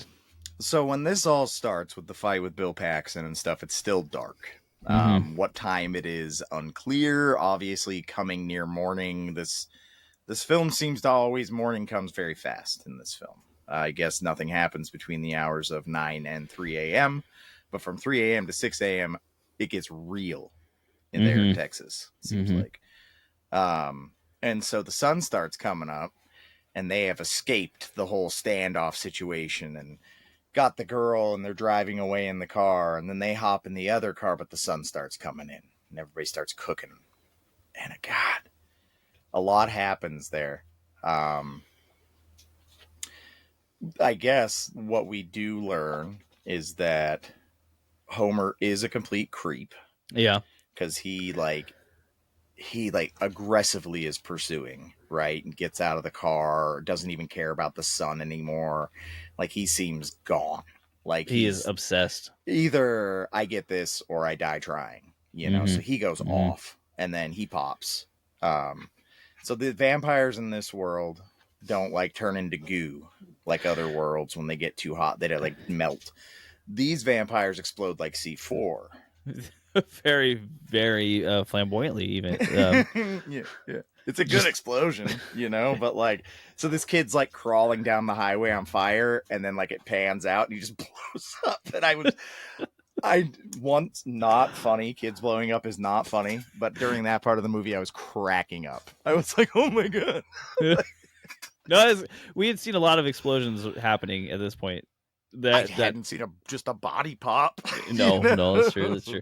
And then we get to see. I think Diamondback went next, right? But I can't for the life of me remember exactly how she went. They were both in the car, and it was a Mm-hmm. very Thelma and Louise type of moment. They both knew they were going to Oh, that's die, right. They and did he's go hauling together. in the car because I think he's going to Mm-hmm. mow him down. And then they exploded, like he was like standing his ground because he couldn't do it anymore. And then they popped like right as they got there, and then he was safe. 100. Which, That's what happened there. Yeah, yeah, but they and did that like a car Thelma and blows up. Louise, we're gonna get you sort of thing, and then they drove off a cliff, but their cliff was exploding inside of their car. Pretty. That's a good. That's a good. It's pretty proximate. Um, I nailed it. It's yeah, I like it. okay. I like You it. could love it. It's okay. Um, that's what Caleb said. Oh no. Okay, so that's the story. I think we got all of it. Now let's the actors and the characters in this film. We've talked a lot about most of them already. Now I do want to say that like one thing that this movie does particularly well is the roaming gang of vampires. One thing this movie does particularly unwell is pretty much everybody else. And there's not a ton of everybody else, but you have the daddy, the little girl. I would even state that Caleb kind of feels like an outsider most of the time. I mean, he was, but also his character is almost not nearly as well developed as the You vampires, or know, just and not as it did feel interesting. like an opening band and a closing band, sort Mm-hmm. of, when it came to the quality of the actors, Mm-hmm. in both things. Maybe that was intentional. This director does seem sharp, but using unknown actors that never really went on to do anything else, and just kind of putting them into the role of Hollywood coming into their town in the form of vampires and just chewing them up and spitting them out. Yeah. Like, you know, and then he has to go through rehab with his dad and do the whole thing. Like, I kind of saw it from that point of view because I watched the documentary. I got a little bit of insight into her. And so it's that that's idea wonderful, yeah. of just something coming through. It just tears their family apart, tears up the whole area, and then it's gone. As soon as it happened, you're just left with the fallout, you know? And so I don't think, I thought they were done very well, the vampires, but they were definitely an allegory for something else, and because it wasn't like, it was dirty, like Rob Zombie, like Quentin Tarantino, like not Grindhouse necessarily, but raw, and like I've watched damn near every vampire movie there is because I think vampires are awesome. And there's some corny vampire movies or some like more, I don't know, like Andy Warhol's, one he did, or like, there's different stylizations, but this is was that The Hunger? Just out of curiosity, the one with David The Bowie Hunger in it too? is David Bowie, which is also awesome, but they're always aristocratic. Yeah, very, very, like we've lived forever, so we know everything, right. So we're above it all. This kind of opened up a door for vampires that I feel like Quentin Tarantino carried over into From Dusk Till Dawn, That's what I'm saying about those two directors in this, though. Like, they had to have seen this and just loved it. Well, okay, so Quentin Tarantino openly talks about this film at the very least. Yeah, he says this is his favorite vampire flick, and like it was 100% a tone change for vampires in general, because now instead of becoming these mythical creatures, they were just part of this Americana lexicon almost. Right. Like they could exist in real life, and then they would be the roaming band of strangers that just is destroying things. Right. And I did love that about it. Again, it's like when they entered that bar, I was like, this is like someone's worst nightmares, just random strangers showing up and being completely evil. And it almost feels like something you could read about in a feeling folk of story. No control they gave to everybody, right? The removal of control is like probably the scariest thing that can happen to a person, whether it's somebody stopping you breathing or you being locked in a hole or whatever. But like the ability, knowing that no matter what you do, your life is in the hands of somebody else at this moment, and those people seem to be off the rails, and it wasn't through any fault of your own. It's a completely random decision choice. They're just driving forward, and wherever they happen to stop is now where they're going. You could. It feels like the songs, the world, like Riders though, on the Storm. Yeah, but it feels like these guys could be the Riders in the Storm in the Doors song. Like it feels like that Southwest Americana sort of thing. Although this is Kansas and Texas, I think, are the only places they mentioned that I remember. But they really did play the family angle super hard, right? And I think that to me felt a lot like Manson era, kind of like the way they were wording it the whole time. Like it was it was a kill cult instead of a death cult kind of thing, but like one of them was very important, and I think that went beyond, is he a vampire that's willing to kill? It felt to me like one of us was a mindset of depravity. Yeah. Like because you had to be a certain level of depraved to live as a vampire in the world of then or now or whatever, right? You have to be able to separate yourself from humanity. And I think they do such a good job of that, because they aren't unhinged necessarily, but they are so removed from humanity, They just need to get their oil changed, though. They'll be fine. Yeah. I wonder, the only vampire who felt like maybe a little out of place is actually the one who introduced Caleb to the group, and that's May. So May, she was a killer, so she's not completely out of place, and she might also be that, like, she's the sweet one, right? She's a siren, right? Yeah, that's the only way I could think of, because otherwise she's, from what I was feeling during the movie, wasn't Homer trying to change her? Like he picked her, that was the partner he wanted, but it seems like there was a rejection there or something. I assuming it was just the body types. That has to be. I mean, it would be gross, right? Yeah. Like, I I don't body shame, but like it is a little kid, right? So I get no. it. But she seemed to, if you go back and watch the beginning after watching the whole film again, which I did, she changes from an innocent girl on a street to a Black Widow real fast. That's You true. know, And also, like, she could have drank him at any time. He was in danger that whole time. And like, so when we were talking about it before, and I'm glad we came back. When we were talking about it before, I was saying, you know, he's being a creep and all this stuff. And like, but the whole time he's trapped in the web, right? And she really likes him. Otherwise, she would have eaten him. You know? So, yeah, she's like, okay, this one I actually do like this guy. I think she's a stone cold killer, man. And that makes a lot of sense to me. She's the one who fits into the group dynamic the strangest. She's like the loner, right? Like she's like, I'll go out and do this on my own instead of being with y'all. I think most of them, my assumption is Bill Paxton probably did the same thing, right? He seemed like, I don't know. It seemed like they were together a lot more because they were trying to change this kid. But it did maybe. seem like remember when the boy goes out and feeds, he feeds on his own. And when Bill Paxton goes out and feeds, he feeds on his own. Yeah, he picks up those girls together, right? But I think they're just into that. So maybe that's what it is. It's just we see the scenes of them together. It's probably a bad idea for them to feed on too many people in the same place at the same time, because that's what ended up really getting them caught, right? Yeah, that's true. That is true, because they were really trying hard and they let that one guy go, and that's really just blew up in their face. He like laid on the side of the road, and then a car stopped to help him. Yeah, or something, he looked like he had a bike accident. That's right. That's right. Yeah. No, man, they're all murderers, right? It don't matter if you got to eat or not. Like, the ability to go beyond yourself and take a life from another is, I don't care if it's whatever, it's not a line you cross.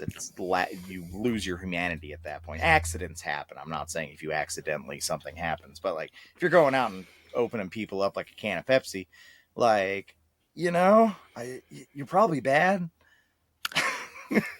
Well, and that brings up, because okay, if you take out probably bad. 100%. But like, okay, here's the question. I'm going to remove the blood transfusion from this, because that really throws a weird wrench into all the arguments based around this. Okay. If you accidentally have your nature changed and now your instincts are different, do you think that Caleb could have in any facet held out forever? No. Not at all. I think that Caleb was many times right there on the line of doing it. And I think that whether it be drugs, whether it be whatever is what you're chasing, you know, and whether that be the hunger of being a vampire and having to feed. No, I don't think it's physically possible. Like, what's the other option? You die? I don't think vampires die like that. I think they just rot away slowly. It would just suck worse every day. I do think that they mentioned so that at some point maybe it comes primal, you know, and he just. But that's the vampire trope usually, right? When you change somebody the first time, they're like so insatiably hungry, they just go out and get somebody and rip into him like a Snickers. And that's what happens. And in this movie, he seems to have a lot more control, even though he feels himself being drawn to it. But I think it's insatiable, right? Like, I don't think... I think it probably just gets worse and worse and worse until he does it. And it seems like they need to do it pretty often, if I'm judging time at all in this movie. Once a week? It's hard. It felt like once a day to me, but... Because not that they need it to, but they started feeling the side effects pretty quick. I guess you're right. It's hard for me to judge time. That's exactly. a lot of murder, brother. It's a lot. It sure is. 5 times 365. Yeah. And that's if you're sleeping through the weekend. Yeah. You know, and you're not just doing it for fun too. Like I think they probably were. I mean, you saw Severin's character get in the truck with not one lady but two ladies. If that's your existence, you probably have to. It's like what my wife hates Christmas, or hated Christmas. She loves it now because she mind-effed herself into loving it. Yeah. I think that's probably what you have to do when you're stuck in that situation. Just be like, I love killing people. And I think probably the more you didn't want to do it, probably the more outlandish once you start doing it, because you've sold out your complete humanity at that point, right? Yeah, so yeah. I think for the people who wouldn't want to do it the most, I would assume that their bridge of cruelty would probably be further, because when you break a good man, That's like, what's happening. Okay, I could buy that. That makes sense. It was hard for me because when he first got picked up by his dad, I was like, well, this isn't gonna go well. This can't go well. There's no chance. And then we find out about transfusion. So dad's a vet, specifically sheep, lots of sheep stuff, sheep farm, I guess. And somehow dad knows how to do full blood transfusions on human beings and has the equipment and the clean space to do it with his sheep veterinary clinic. No infection risk there at all. It's fine. That's just a fact of the movie. I wasn't saying there's anything wrong with it. I'm just saying that no, this is the only one Dad, place where I'm like, put new blood in me? Yes, son. I'll do whatever you need me to do. I've been practicing for this my whole life.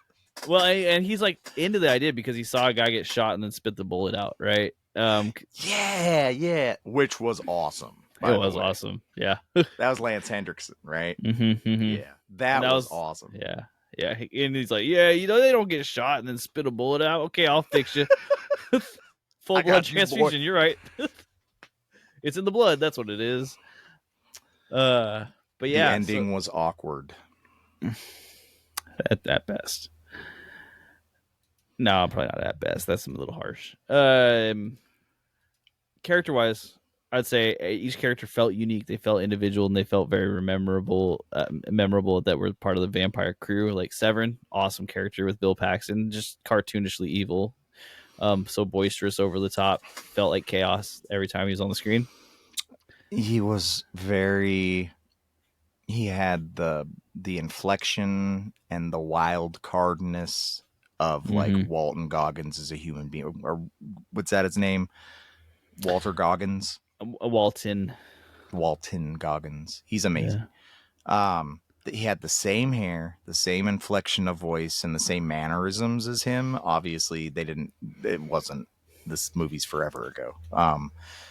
But I think that's like, I'm not saying that's like a trope of a person, but he had that intensity to him where it's like, oh, he's funny and goofy, but at the same time, you're like, this guy's extremely dangerous. He could do absolutely anything at any second. Right. Yeah. So like, yeah, this guy's hilarious, but you wouldn't want to be around him long because it's not going to take long for everything to blow up. Yeah. He'll set a fire just to see what it looks like to burn. He did enjoy lighting fires. 100%. Everything they had. The RV, the bar, everything. They just torch it all. You had Lance Henriksen, whose character is named Jesse. Just to be clear, I haven't said that once because Lance Henriksen is a fun name to say. That's his name. Yeah. He had the cool rat tail. We know what his name is, though. That's the problem. Every time I think of him, he's just got one name. But exactly, he's too cool. And then you had Diamondback, who was with him. She had sweet 80s punk hair. She was one of my favorite characters. Yeah. For some reason, I really liked. She wasn't given much on the page, right? Mm-hmm. But what she had to work with, I felt like she pulled off wonderfully, because you knew her intention the entire time, but she was the one not speaking about it, which I think as an actor is probably a harder thing to do, but she was so sinister but without saying a thing, just her eye movements and her body language. I thought she did a very good job. I thought she was great. Yeah. So I do agree that the younger vampire May did feel it was like she was acting in something different. Yeah. She just felt out of place, and when you explain had that makes aliens sense, crew together, and they've done it before, and they know each other, and they know how to play off of each other, and everybody else was just awkward around them. And I hate to say that, but like that core group is so good. And it was such a good idea, because that aliens group was the same thing. These are dirty, nasty Marines going into a dirty, nasty place, and this one, they're dirty, nasty vampires going around in dirty, nasty places. It's like, it played very well. I don't think any of the other people really went on to do much anyway, so that probably I tried looking it up to give them some credit, and it was really rough. Too. Dad did nothing. Sister did nothing. Caleb was in like one other thing, and it was nothing. He plays Iron Man in a lot of the Marvel animated series and stuff. So he is getting paid somewhere. Just you don't see his face. Good for him. I didn't know that. Oh, good and for him. then Jenny Wright, like the coolest. I haven't seen this movie, but the picture I kept going back to is her in Lawnmower Man, because she's. This is a movie I need to see. Have you not seen Lawnmower Man? No, every time I look at it, I'm like, this looks rad. I need to watch this film. The computer graphics are awesome in that movie. That was like the first movie. I actually have the first movie ever with computer graphics in it, and like that's what it's about. But then that was the first like actual movie to use computer generated graphics in it, and they are so awesome, dude. Like they went from being cool then to sucking really bad to being cool again now. See, I was like in it's the very vapor wavy, you know. Right, I missed it because I was in that they suck range is when I started really paying attention to films, and it was like, oh, you watch that because it's ironic now. Well, it's this like it almost looks like an acid fever dream. You know, you're just like, who made this and how are they working? And you know, it's like Johnny Mnemonic has some similar like portions. So good, dude. That movie is so good. That movie is slept on. Shadowrun the movie. That thing is awesome. It is. There's so many funny parts of that film. I just love Henry Rollins. Yeah, just like giving his like, he'd be basically giving a hardcore punk song in the middle of a scene as a speech. You know. I love that movie. Okay. Let's move on to our next section here. 5 things you likely did not know. I'll start us off this time. 1. The movie was filmed in an area where trains would stop each night. One night, Bill Paxton, in his full makeup with half of his face missing, the scene where he gets on the truck and starts tearing things up, saw one of the train workers leave the diesel engine and went up to him and said, "Hey, man, there's an accident down there, and it's real bad. But if you think I look bad, wait till you see the other guy," and then walked away. So I'll stay along those lines. He did stay in character pretty much throughout the whole filming. And he was at a gas station freaking people out, and some people rolled up to fill up the gas, and they saw him, and he came up to talk to them. They were so freaked out, they just peeled off and drove off. So he was having a good time. How messed up would that be, though, to be working on a train and that melted face? Dude, I would have panicked. Yes, seriously. It's just a complete out of nowhere. You're just like, I'm getting off in the middle of nowhere. Okay, I'll fix this up. You turn around, this guy's like, hey, there's an accident down there. It was good though. Yeah, sure.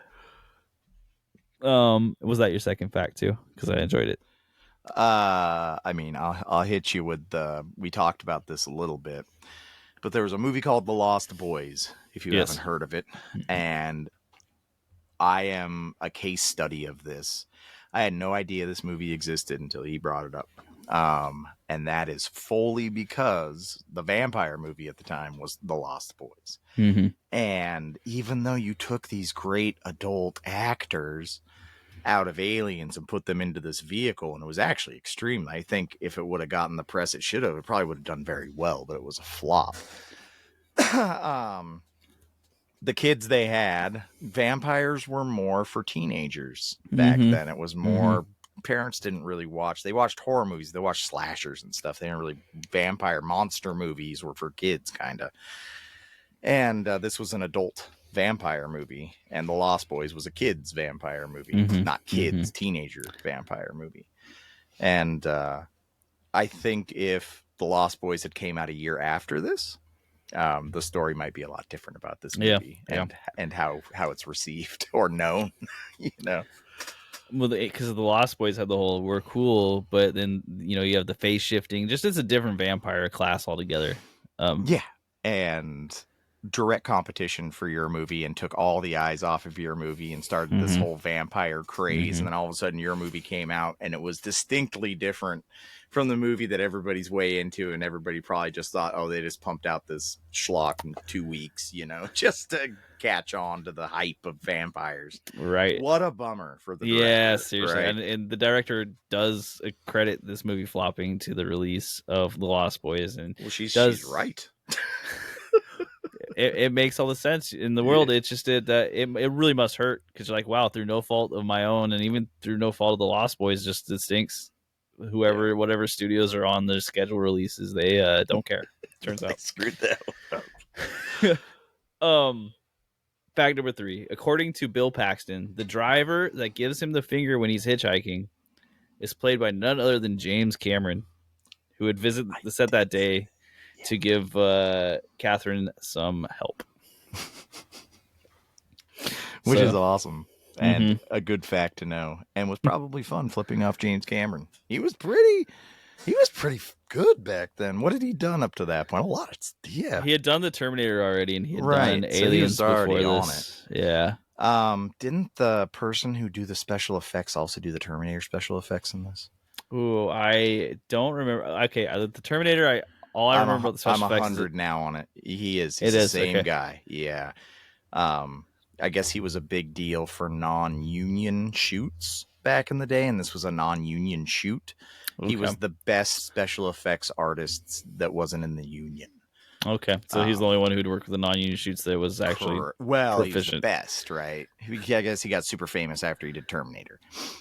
Which the Terminator, the only thing I remember, we did this movie pretty recently on the pod, and the prosthetic head in that one took 6 months, so he's probably pretty happy he wasn't working full prosthetics this time. He did have to do a lot of melting, though. Yeah, that's true.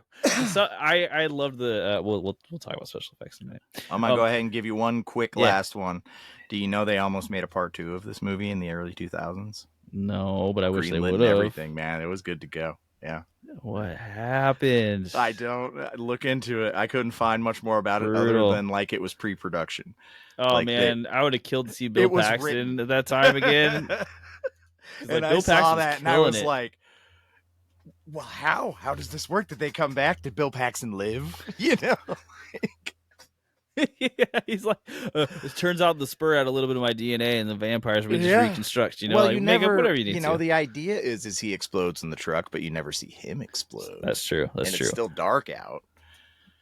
That's true. I mean, you can make up whatever you want. He got a blood transfusion after he blew up. You know, he did. Yeah. The vets came and saved him too. Vets are serious.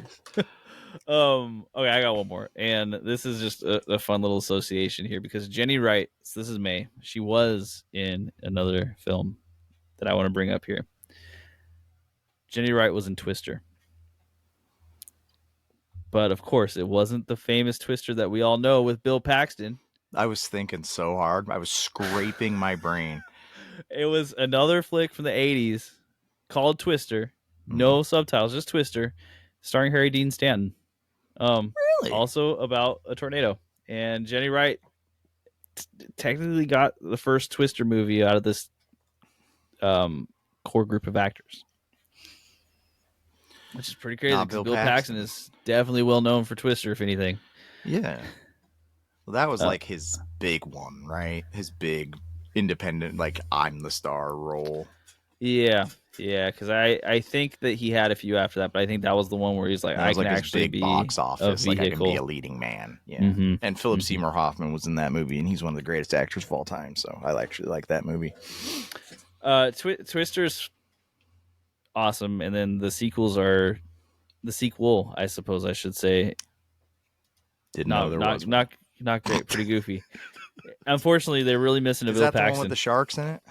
No, this one has a fire tornado at least, though. Oh, yeah, and they should have put sharks in it. It's like that'll bring careers back.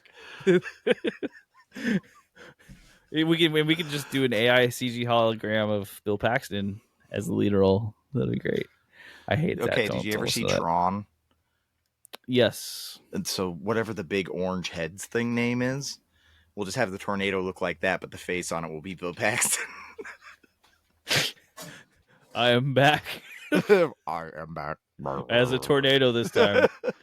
Human nados. Have you ever seen Smiling Friends? The cartoon show.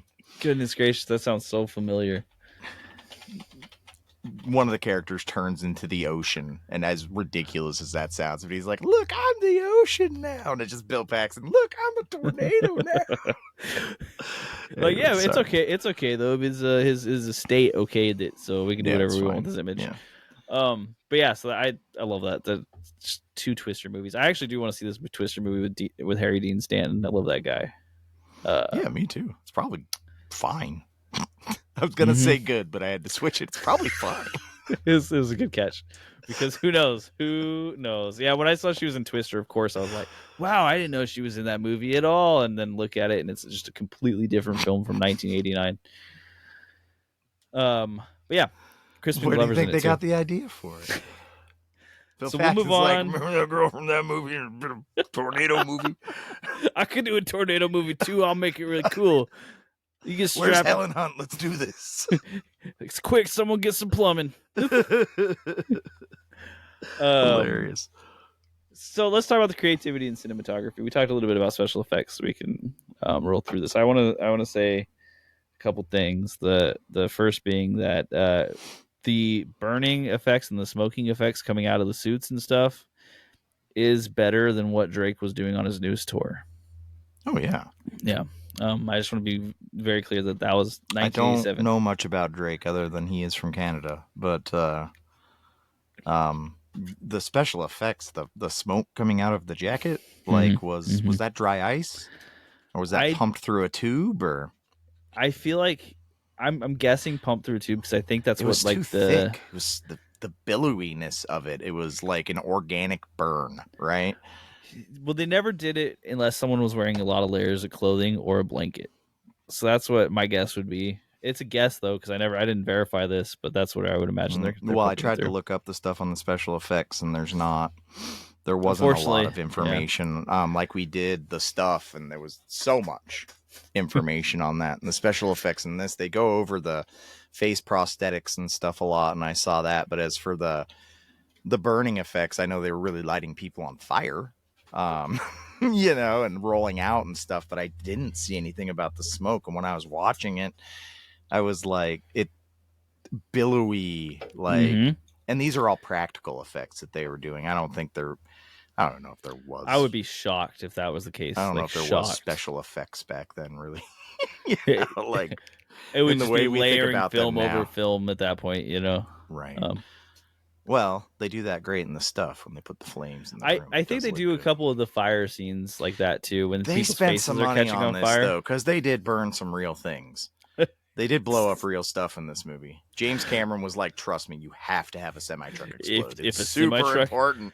If it does that, someone will love it, and they will tell their friends that, whoa, that semi blew up, and that guy's spur hit the ground." Yeah. No, the special effects, the burning on the skin special effects, I think they were like an up and down for me. There were some times where it looked like makeup, like just like someone layered on a whole bunch of black face paint, and they're like, okay, good enough. But for the most part, when they really went into it, it looked great. Like, let's say Bill Paxton, after he was dragged underneath the semi for any period of time, where he popped his head up, and it just looks so good. It does. The knuckles and the hands on Caleb after he had driven the car and was on fire, they look great. Lance Henriksen and Diamondback, like burning out as they're driving forward, like you said, great. I was impressed. Agree. I am, and I will say again, like I did last show, I think for me, my favorite, I enjoy a good story and I like watching it, but what I like watching more is the work that hands have put into making something look like it doesn't, and using, I mean, there's a lot of spirit glue and plastic and stuff in this, and like actual blowing up and effects, but the way when you're looking at their skin and you would watch it bubble and melt in real time on a body of a human, that's a lot of elements going into wound makeup. And I'm not trying to act like I know a lot about this, but I know a little bit, and I know doing effects like that is super independent of what you're doing at the time, and like the creativity and the work. And you're saying this guy spent 6 months building a head. Well, yeah, I believe it, because when he knew his work was going to be framed, it was awesome. It looks so good. When it was an ancillary shot, yeah, I mean, there's a couple of times when it just looks like they, glued beef jerky onto somebody or something. Which, again, that's not necessarily like terrible. It's only if you're really like looking super nitpicky at those like moments where you're like, oh, that looks like black face paint. But otherwise, yeah, this was the 80s, and most effects were bad, like bad, which I like. but they were bad. In this movie, the bad special effects weren't even bad. It is being very nitpicky because it was fine. Yeah. The one that I really liked actually was when Caleb got shot in the stomach with the shotgun. I thought that looked really great. And they had to like just let that hang too. It was part of the scene because he was just fine. He didn't go anywhere. Yeah, you expected a reaction from him, right? And it did seem like at first he was shocked, but then all of a sudden he was more shocked that it didn't hurt. And he's just like, matter. I am just okay, and this is just fine. And where am I? What's going on? Right. I like that the when Bill Paxton slits the throat with the spur looked pretty good. Yeah. And just as far as creativity goes, the Bill Paxton outfits were phenomenal. Whoever put those together, this guy just like oozed greasy cool. He is such a dirtbag, dude. Yeah, I love him. He really is. Loved him. When he's picking up those ladies and he's got his bolo tie on and everything, anything, brother. It don't matter. You can cut sleeves off anything. It's real. This is real. Just the coolest I've setup. totally met guys like that before. You know, like, yeah, those are the guys you don't want to hang out with. Yeah. They got a little bit too much chaos going through them. Just looking for trouble. With that, I think that the wardrobe, it's not hard to do a Texas family's wardrobe, but I think the wardrobe of the vampires was extremely well done. The clothes were actually dirty. There was actual like filth under the fingernails, kind of dirt, right? It wasn't like they painted it on that morning. It's like they'd been sleeping in the dirt for a while. So that's, you know, when people look at costuming, I think sometimes they just kind of pass on, like, you know, but some of the old Westerns did it really well too. You could definitely tell, like, between like a true period Western and like some dandy in an outfit, you know, and it's the same idea here. It was, those clothes were real old and real dirty. Yeah, and those people were real old and real dirty. And it came across like that. And you told me those jeans he was wearing were 50 years old, and I'd be like, yeah, probably. You know? 100%, yeah. And I loved it, especially this was really visible with Caleb, is like they were all just getting greasier and greasier throughout the movie. You know what I mean? Like you could tell they weren't taking showers because they all just started getting a little bit nastier, a little bit dirtier. And they lived in an RV first, and then they lived in something that was like a tenth of the size of the RV. They probably were gross, but like we were talking about, who knows? Do they sweat? Probably not. Probably just smells real bad. Hey, I mean, well, we saw Caleb sweating real nasty when he wasn't drinking blood. I guess he was. Yeah, like there was a lot of sweat popping out. That Bill Paxton was sweating in all of those scenes. He had to have been because he was going off too hard. Yeah, he's just way too excited. Again, I just wonder, one thing I always wonder about this, and this is not part of creativity and cinematography, but it's one thing I always wonder is when they drink the blood of the humans, does whatever the humans had impact the people? And I think you mentioned that like that's probably why they might look so dead nasty and run down, is because they're not getting the best food. But I am so curious. You would they're think just drinking that if drunks. A bullet couldn't kill you, that probably chlamydia wouldn't kill you, or liver disease or something like that. Like you're probably good. But it might cause a flare up, right? But by filtering it out and it pushing itself out through your pores, maybe it makes you look like that. Yeah. And I'm not going to look like that. You're like not your a body's pushing out toxins.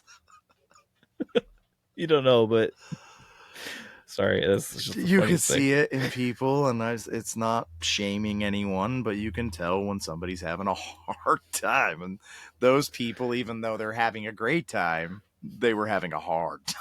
Yeah. It's great, but it's good, but it's hard. It's good though. Town to town, get hits at every stop, right?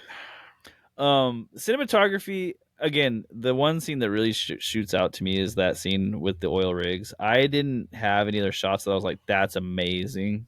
It was all good without like blowing my mind. But the oil rigs with the lightning in the background and the pumping and him sucking her blood was just phenomenal. Like I could tell like this wasn't poorly shot, but it was shot in such a way to make the action work. Yeah, I thought that was as far as like moving scenes that are telling a story in the movie. Yeah. I would say that for me, my favorite scene probably is when they're first. It was before the bar scene and kind of when they're on their way there and the severity of the conversation about what he had to do and what that meant and the seriousness that came into the space that's when everything kind of turned from, oh, it's a vampire movie, that's fun, into a really dark place for me. Okay. And that's when it kind of hit that Devil's Reject vibe, like, oh, these aren't fun vampires. These are absolute murdering scumbags. Like, Yeah. they do this for the game. They enjoy what they do. And if you're not on their team, then you're nothing, right? They will kill you immediately. Well, and not only kill you, I think she also mentions that they're not planning on killing him. They're going to make him an unmoored death, which she said it leads to eternal suffering. So my understanding is maybe she like finds a way to keep him alive without. Well, that's feeding. what I was saying about, like, I think if they don't eat, they just stay alive and it hurts. So maybe they just put them in a box somewhere, Right, like, just like, here you go, you're buried in a coffin, you're staying alive, and that's it. Boom. But that scene went from, like, because up to that point, yeah, there was brutal parts, but like Bill Paxton was he was aggressive but kind of funny, and the severity of that scene really stuck with me as like a point of like no return for the entire movie. Like, that's when I feel like all the decisions were made for the rest of the movie, and it was just like using zero space, using the inside of a vehicle. They created a set that was able to create such a visceral reaction with me of like actual fear for this kid. I was like, oh dude, you're screwed. Like, there's no winning here. You don't win anymore. You've already lost. Like, and you're the whole time I'm thinking, this, like, what would I do? Like, could I do that? Kind of thing. And yeah, so for me, that was like the use of almost negative space, right? Because everybody's so tight in there, yet they played it like they were on a stage. It was awesome. I liked that a lot. I also should point out the scenes and the shots of the bullet holes through the motel walls and the air. I talked about this a little bit, but those were really nice shots just to like get the idea that the light was just as fatal as the bullets coming through. I wonder if they were pushing like a big spot behind that door or something, because of how much light was coming through there. It was obvious that's how the light looked to the vampires, right? It was almost like laser beams. It was so bright. I wonder if they just had a big spot on the other side of that door. It had to be. There's no way. And I think that maybe like they were making it look like day, but it might have actually been them shooting at night with the spotlight. I bet you it was, brother. That sounds right. Yeah. Because otherwise, even in the middle of the day with all of the dust in the world, it would be so hard to get those beams to just show up. Yeah. But really, really well done. I enjoyed that. Yeah. And those are probably my favorite shots in the movie. I would say otherwise, it's like I like watching the truck blow up, but I'm just that kind of guy. I enjoyed him ripping at the engine. I thought it was ridiculous. I thought it was awesome. It was very Terminator-y, right? Yeah, I was waiting for him to like stand up in the fire and be like, "Oh, they're doing the thing." Yeah, me too. But I'm easy to please. Bathing suits and truck explosions like will always make me giggle, like especially when it's that ridiculous. So I thought that as a practical effect, they did a very good job with that. I think they actually just blew up a truck though. Yeah. They're like, here's an abandoned city, blow up a truck there. Yeah, I'm into that. Like, it's not good for the environment, but stuff blowing up's kind of cool. It's cool. It's cool for a movie. It was cool. Oh, and little kid crawling down the road and he pops. That scene is awesome. That whole scene at the end is. I know we went over it, but it was pretty good. Do you have any idea who the person on the kid's shirt was?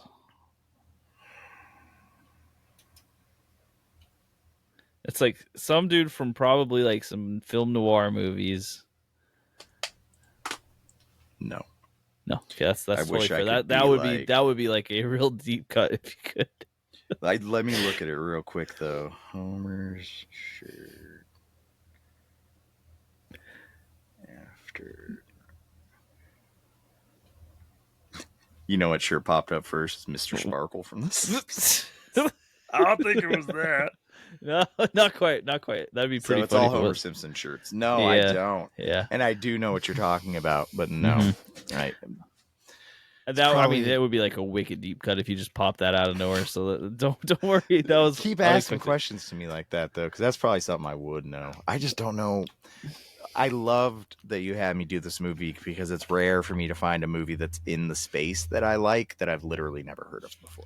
Sick. And Love so that. I did. I actually really enjoyed this. This was one of those movies when I started it, I just straight through did not want to stop. I'm like, no, this, you know, Yeah, you're like, this is it. This is great. like, I'm in. Let's talk about editing and pacing real quick. So editing and pacing is a place that I do think there were some issues, and that's just because I could not track the time of day or how many days exactly. I'm making guesses when I'm saying all that, and it was disjointed. It's not as bad as the stuff. No, not quite. No. But it seems like I said earlier, that nighttime is between the hours of 3 a.m. and 6 a.m. when the sun comes up, and that a week and a day are roughly the same amount of time in that world. Yeah, they have no clue what's going on. And it's like, has he been out here for a week? Has it been like 12 hours? And like, he's got to kill It was tonight, like otherwise 2 he's not our weeks, friend. right? Like, if I had to throw a dart at a dartboard, it felt like 2 weeks elapsed during And the whole movie. here's the thing: is I would say that it had to be a much shorter time period if I was going by just the vampires. But it's the dad that makes me think you're right. That's what I'm saying. Like, Because the he dad was feels like he's away on for at least a week. It was at least a week. Yeah, because But then it felt like a lot of other stuff happened. Like, you can go through and count the nights, and if you go through and count the nights, it's like 5 days. yeah, But that doesn't seem right. no, because these guys are they're being way too chill for just hanging out. Like, are you going to tell me like 4 of the days they were just all like palled up, just sitting there going like, yeah, this is good, this is nice. No, because they're busy every night. It's not like they hung from the rafters or anything. So maybe it was like a week. I don't know. I mean, we only got to see his dad yell at like one cop station. If we would have seen like a whole bunch of him yelling at cop stations, we're doing everything we can. Your son, by his own choice, got into an RV with these people and went to party. Yeah, it's cool. No, you're not getting out of that one. But other than that, I didn't have any like specific issues. It was just really hard to track the timing of things. Like, there were no choices I thought that really stood out. I just don't think they really cared enough to give us a timeline. No. And when you're playing in the world of vampires, I think it's important to do that. Because the idea of 100 years versus one day, to a vampire may seem irrelevant. But when you're talking about, well, how long did it take him to change? Well, obviously he changed immediately, and then he needed to feed. How soon do you have to feed it? There was a lot of like, in vampire movie stuff, they'd usually serve up to you because you're watching it because it's a vampire movie and you want to know vampire lore. I don't think that was the point of this movie, right? Like, Yeah, I think the fact that they were a vampire was a vehicle for them to be the dehumanized monsters that they were. But the nights were so short. That first night was so long, right? Why? Yeah. Not the night where he picks her up in the truck either, because that just seems like he tried maybe 2 or 3 hours. So was she eating ice cream at 3 a.m, right? That's the thing. Yeah, me. yeah. Like, how long were they driving? But then the next night, when he does the whole "I'm gonna go all the way home on the bus" charade, that's like 24 hours in one night. And that was my problem with it, is they weren't respecting the rules of a 12-hour night. Is like, that's what you get. It was, why did they keep choosing to do things right at dawn every day? They're like, you have hours before that to get your stuff done, but it's like, nah, let's push it. Yeah. Every day. Like, I get wanting to wake up and move a little slow, right? Like, I get that, but sure, come on, like, you can't wait until like the last 30 minutes and try to cram in 2 hours worth into it. And like, I don't think I'm off. It felt like 3-hour nights most of the time. And that was the only thing. That was their only bad guy. Their only boogeyman was the sun. And so it had to be prevalent. I understand that. But like, it did make, maybe that's being a vampire though. Maybe just days and weeks and everything just meld together, and time is, I don't know. But yeah, I couldn't follow it. I couldn't tell you if they were on the road for a month or 72 hours. I don't know. They didn't get into a boat that somebody pushed off and disappeared, and then all of a sudden it cut to, it wasn't that level of bad. But if you were to tell me to write out a timeline on this, I could not. No, Not even no, close. no. I could make a random guess, but it would 100% Yeah. be a random guess. Yeah. So, It feels like with everything that happened, it all had to happen on consecutive nights, right? yeah. But then that doesn't make Yeah. any sense with the dad being gone for a week and the whole thing, because there wasn't a week of time of consecutive nights. I So don't maybe think the movie knows. that might just be a plot hole that's happening right now. Because 100%, if you told me that like the dad and the vampires were just on completely different time frames from what we're seeing, I would agree that makes more sense. Because it doesn't make sense otherwise. Unless this dad is like the perfect sleuth, which he is the perfect vet. We've established that, so he could be the perfect sleuth, and I he figure out exactly mean, where they're going to be. Dad seemed good at everything. Dad, Dad seemed to not have faults. mm-hmm. he was for sure daddying out there. You know what I mean? Yeah, I do. Um, It's corny. it's way too corny. But yeah, so that was my major issue with the editing and pacing, and I think it was pretty bad. What I will give it credit for is that it stuck this whole movie in an hour and a half, and it was a very entertaining, moving hour and a half. Like there were a few scenes that were a little bit slower, maybe, but nothing that felt like it was dragging at any point. No. The scenes with dad and daughter were short enough that they didn't feel intrusive, but they dropped enough information to make them feel valuable. Mm-hmm. It doesn't feel like she wasted a lot of real estate in this movie, and I think that she was a good enough director that she probably, anything that we might have felt like was slow, I'm sure was on purpose, and that's what it felt like in the movie, that everything really, it was purpose directed, and Mm-hmm. if there was a lull, it was setting up something else. And no, the timing, bleh, but the actual pacing of the movie felt really good to me. It kept me Mm-hmm. involved the whole time. I It knew didn't when to I set up. didn't want to put it down. I didn't want to pause it. I Yeah, didn't feel like there was a good point to pause it. I didn't feel like there was a break point on that ride. So that's great. yeah. Usually there's a point in a movie where you hit a lull and you're like, okay, I can stop here. And that didn't happen until like right after his blood transfusion, and I'm like, really? But then like the movie says, I've got 5 minutes left. And you're like, all right, because That that was was like, exactly that it. was the Yeah. first time I was like, all right, you've been looking at yourself in the sun for a long time. They're sitting at the dinner table just having a dinner, and with the windows open behind them, and I'm just sitting here going like, man. like they seem so laissez-faire, like they don't care about anything. But of course, you hear one random noise, he's like, Yeah. I know that's her on my swing set. It's got to be her, and it's just her, so we're okay. Don't worry, don't follow me out here. Yeah, anyways. Yeah. Yeah, Good pacing. Good yes, pacing. good Terrible time pacing. management. Confusing, but the pacing was great for what you want in this sort of movie. Sound. So we talked a little bit about Tangerine Brother. Dream being involved in this one. Yeah, hit me with it. Do you like Tangerine Dream?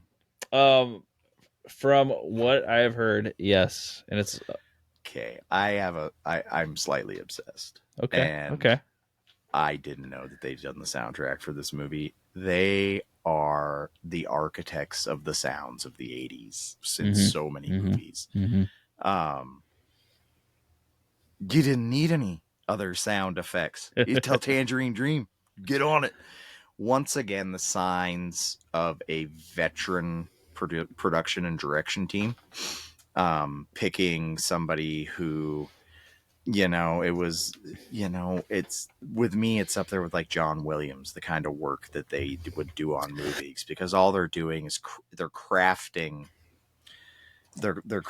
scenes along with the director, and the music plays into what's happening, and the music is directly connected to movements and actions that are happening in the movie, all done with that sweet synthesizer of the 80s. Like, it is, I loved the soundtrack of this movie, dude. It was always present and never in the way at all. But always, I don't think there was a point in the movie where I was like, oh, this isn't, it never took my attention away from everything. It just played as an actor the whole time and it was perfect. I loved it. I thought it was and that's awesome. probably a big part of why the pacing felt so good, is because you have the driving soundtrack underneath it. That's not, yeah.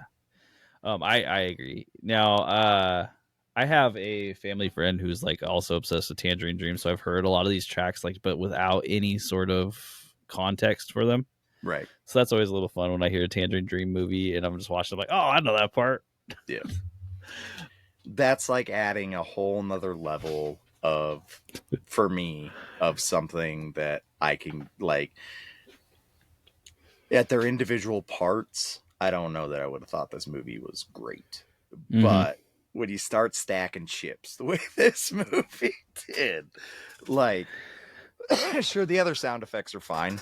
I'm sure we'll get into that, but the soundtrack was lit. Just lit. Have you listened? Yeah, you just said you did. Listening to Tangerine Dream out of context of movies, and it's still lit. They're just awesome.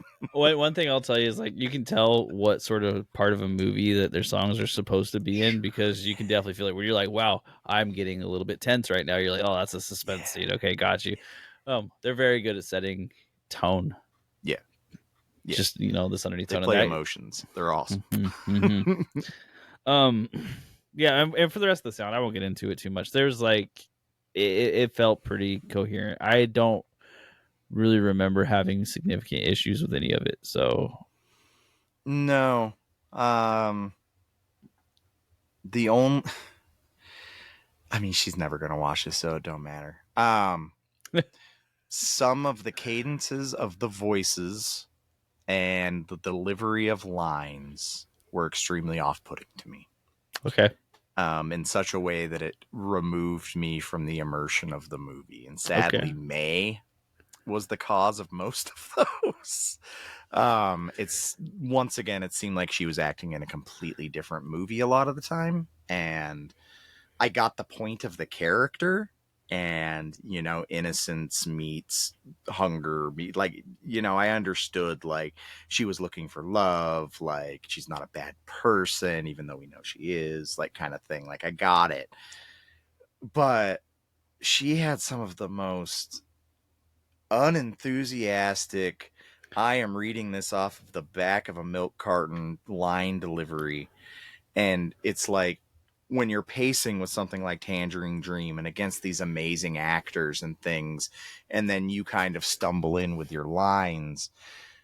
In some movies, in some cases, that's what you're writing the part for, right? And that's the person you need. In this case, I think that there was a level of missed nuance in that character, and just her voice and the way that she would enunciate words and sentences that wouldn't be enunciated, and like, it was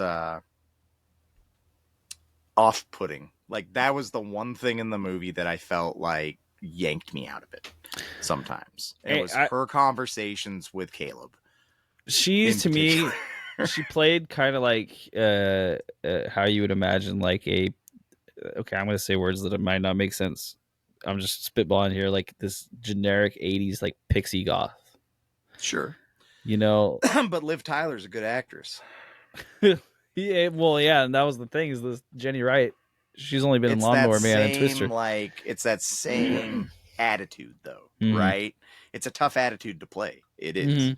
Because you have to act like you don't care. Right. But you can't actually not care. Right. Right. That, you nail head. Exactly. You have to act like you don't care, but you can't act like you don't care. Right. Right. Like, so it is hard. Like, yes, there's tough understanding there, but so it took me out of it a bit. I think the depth of the role might have been a little over the edge. I think you hit on it, because the whole time I was feeling that she wasn't like part of this gang, and it might not have been that her character wasn't. On the other hand, had really no verbal input, really, but physical. The character played perfectly. The voice lines played perfectly, because there was that sense of I don't care so much that you're not going to care with me. Like you believe what I'm doing. And Yeah. the belief of those elements, because it always get really quiet when they would cut the soundtrack back, the cricket track in the back would drop, and Caleb and her would be having these really like intense conversation moments about what becoming a vampire is and like what you need to do. And she's like, yeah, and it's like, come on. Caleb, why am I not like other girls? Because I will still be here when the light hits the earth. It's like very poetic, but like played just so drearily. Just yeah. which again, you could give me a good goth actor, but I didn't feel like it hit it really. No, and I'm sure she's an absolutely sweet woman, but I didn't buy it. It's okay. This is also like 40 years ago. I'm sure she's had her thoughts about it. Okay, so let's sure she's over. She doesn't care. There's no way she cares still. She was in Lawnmower Man. She doesn't care about a thing. You son of a bitch. How dare you? Dude, if Jenny Wright ever listens to this, Jenny, you can like feel free to send hate mail, okay? Please. That'd be sick. Like that would be amazing. Because you are awesome and the movie was awesome. It's just your 3 favorite scenes of the film. Adam, why don't you go first? My 3 favorite scenes of the film. Mm-hmm. So we kind of talked about one, and I'm going to go back to it, is where we're stuck in the RV, and it's kind of they're showing that they can trap you, right? And this is pre-bar scene. So you really haven't seen the sinister, like, these people aren't just vampires who eat to live. These are vampires who live to kill. And there's a distinction there. They don't feel bad about the murdering that they're doing. They enjoy the murder. That's a benefit. It's not a downside, right? And so Caleb's playing against that. He knows that he has to drink blood, but he will not kill. He doesn't want to cross that line. Well, it seemed like these people, probably off rip, just dove into the diving board of like, we're gonna do this, like, oh, sick, we have a reason now. So I'd say that scene hits hard for me. The bar scene following that, you could call those both one scenes, but let's call them two because they are in 2 different locations, but it's a continuation of that scene. It's the climax of the beginning of that scene, and it's raw and it's brutal and it's emotionally stunted in a way. It just it's not like the vampires you're used to. Yep. It's not like vampires that it's almost classy that they're drinking from you, right? It's like vampires popping you open like a can of Budweiser and chugging you and treating you with the same amount of respect. And so I really liked the juxtaposition of like what I had in mind, the romanticizing vampire image that I kind of had in my head, and then that kind of ripped into that, oh my God, this is a lot less Interview with the Vampire and a lot more The Devil's Rejects, so I really, really enjoyed that scene.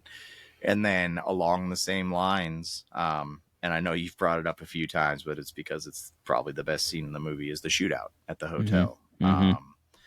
That is the slow cuts, the faces, you can see the age of the people. It's just the light versus the dark, and Caleb going out and getting in the A-Team van and literally driving through the wall and out the other side like a drive-through. And you can tell that setup and that sequence of events in that scene was, they put a lot of their eggs in that basket. It came out very well. It was done very well. Those are the scenes that hit me the hardest. I like it when things mess with my emotional state a little bit like that. Like, especially if I'm watching a movie that like, I'm like, it's just, when all of a sudden it shifts my perception, like halfway through the movie, where I'm thinking it's this movie, and then all of a sudden it's more like this movie. I liken a lot of things in my head. The feeling of this movie is a safe vampire movie into this movie is an unsafe movie happened all at once, and I love that. Yeah, because it tricked me. And it's the whole setup with the, oh look, he's just the good old boy with trying to find a love. And again, it wasn't that sweet, but no, you can see it happening in the film, and film's going that direction pretty easy. I don't think any of my scenes are going to be a shock just based on what we've talked about here. So my third favorite scene is the motel shootout. I agree with you 100%. I just love the way that they framed it, the way they shot it. As soon as Homer wakes up in the bathroom to them outside the door, and then they're all shooting out the windows. This is like the most Western feeling part of the movie as well. Yeah. But that clear the light is the evil that they're actually getting away from. And just everything about this scene. I'm not going to reiterate all the points you said because you said it pretty very, very well. Yeah, my second favorite is that bar scene in the middle of nowhere. It's just a tour de force from Bill Paxton immediately. Like, he gets to just go off, and this is his scene in the movie where it's like, okay, Bill, you do your thing. You're the leader here now. We're watching, we're chilling, and he does it. And Bill Paxton is just awesome. I love this guy. Yep. So one of the things that I talked about here, it's similar to the way you felt with them in the car. I actually just got that feeling of them actually showing up here because then it harkened them to like a real life situation where if you're sitting in that bar and you were just one of these dudes who's over there playing billiards and they show up, or the guy who's just listening to music, he's like, "Hey, leave me alone, man." Yeah. No, I completely understood that guy and where he was coming from at the machine. That's me in most social situations. Like, I'm good, just leave me alone. Yeah, I don't he's want to like, have any part of this. I ain't messing with you. but it's like that terrified that they became a roving band of murderers at that point. When an earthquake happens, man, it doesn't ask how you're doing. Exactly. And the idea that these guys just randomly show up here, and that's it. These guys are done for because they decided that was where they were going to show up. It did add a little bit more of a horror element to it. It got more spooky as opposed to actually being like this display of macho-y Actually badass. dark. Yeah. Mm-hmm. And then, you just had a lot of really cool deaths in that scene anyways, just taking it out of there. And then the scene with Caleb and May in front of the oil pumps. I just love this scene. I loved it, and it was out of place, which might make it worse for some people, but it was so kind of out of place and making such a statement at such a weird point in the movie that it worked for me. So it was pretty clear the implication that May is speaking of more than just her blood in her veins. Right. And the oil rigs moving, the lightning in the background, no matter how cheesy and unlightning like it looks in that moment while they're on the ground, and he is drinking from her, not listening to her, like pushing her limits. But you hear her pulse. Yes. And her pulse is mimicked by the pumps, right? Mm-hmm. And then he gets up afterwards after not listening to her, and he just looks talking. Yeah, he just looks so giddy. He's just so happy looking at the very end of this. It's just such a strong scene, and it's such a artistically shot scene. One thing I thought is it almost looks like a scene from Lost Highway from David Lynch. It really gave me that vibe. I was like, she's just hitting a completely different level right here. This doesn't feel like it belongs to this movie, but she's just set it up little so Coen well. brothery too. Yeah. I fell in love with it immediately. Like, I stopped at that moment and I paused just to look at the framing and everything, and I was like, damn, Kathryn's got it. Like, she didn't need to prove that to me, but she did prove it to me right there. Yeah.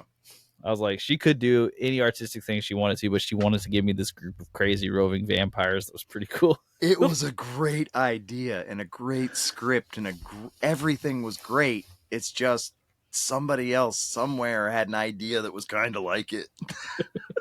And they got Kiefer Sutherland, man. Time.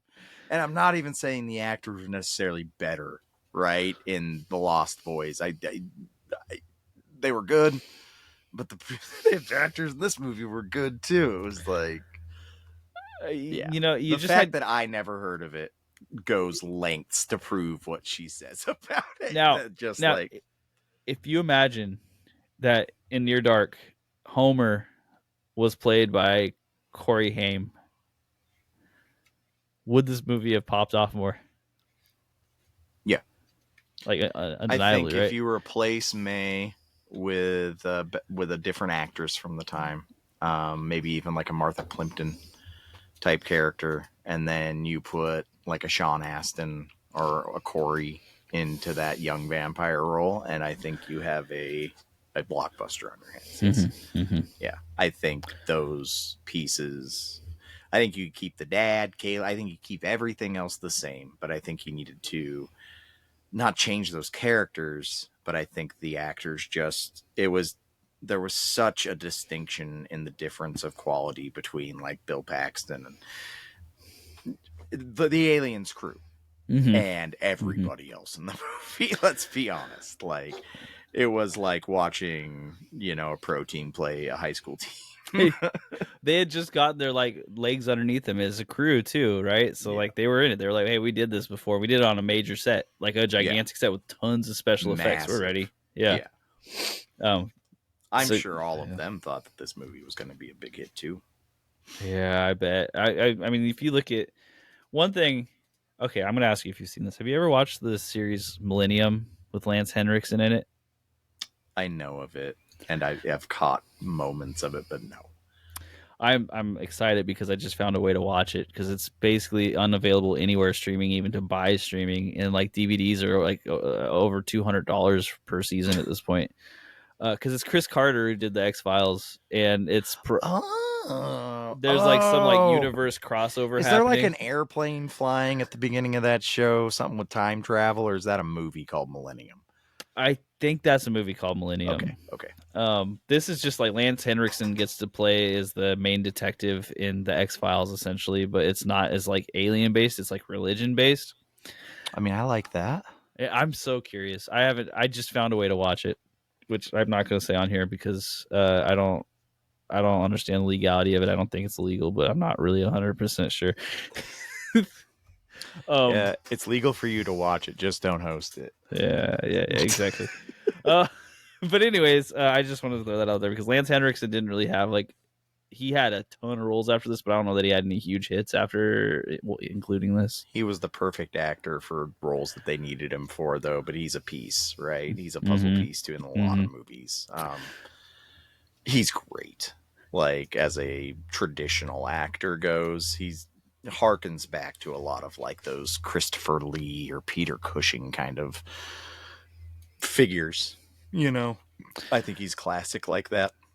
He's got a very distinctive look. There's no one in the world who looks exactly like Lance Henriksen. And like very, very sure of himself. Like, I don't think he ever thinks he's made a mistake in his life. I mean, obviously, but like the way he acts is like so sure of himself. That's true. And if you played video games around the PlayStation 2, Xbox 360 era, you've heard his voice. He was very, very. What was he in? Let me get you some names because I was looking at this. That might be a little beyond my time. He was in Run Like Hell. Never played it. This isn't exactly related, but he was in the Super Mario Bros. Movie. Yeah, he was. That movie's awesome. The Koopas are so good. He was King Bowser. Yeah. The Koopas are one of the worst things I've ever seen. They're terrible, but in like that fun way. Like that's a wild movie. Yeah. They're he was the voice of the main character in the game Gun. Okay. I remember that.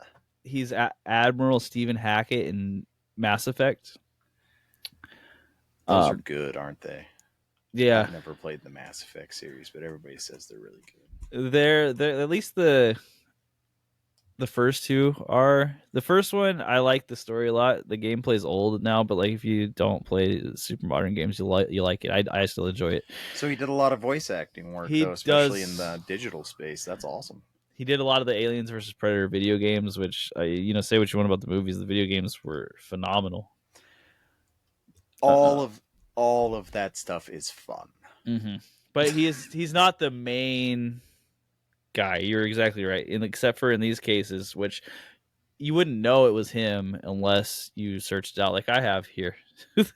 Right. So you've heard his voice. You've almost certainly heard his voice if you play video games, but you may not know it. Maybe I'm just assuming that people play the same games I do. I don't know. Anyways. I've been playing a lot of Total Warhammer 3 lately. Oh, sick. Okay. So you got the tabletop feel, kind of. Yeah. I'm not good at it. You don't need to be good at something. I'm trying to stay away from Silk Song till I have the time. Silk Song's hard. That's what I hear. I'm gonna need some time to be frustrated. Yeah, I'm making my way through it, but slowly. I just beat a game called Hell Is Us, which is a very dark, intense story game with pretty okay combat, not good. But the story is so dark and intense that it's worth it. It reminds me of like low budget, awesome story, amazing kind of sets and effects and everything. But then when they're like meat and bones, like well, how do you actually play this game? They kind of fumbled a little bit. You know, that's how it is. Okay, but real quick, let's talk about the reviews of this film.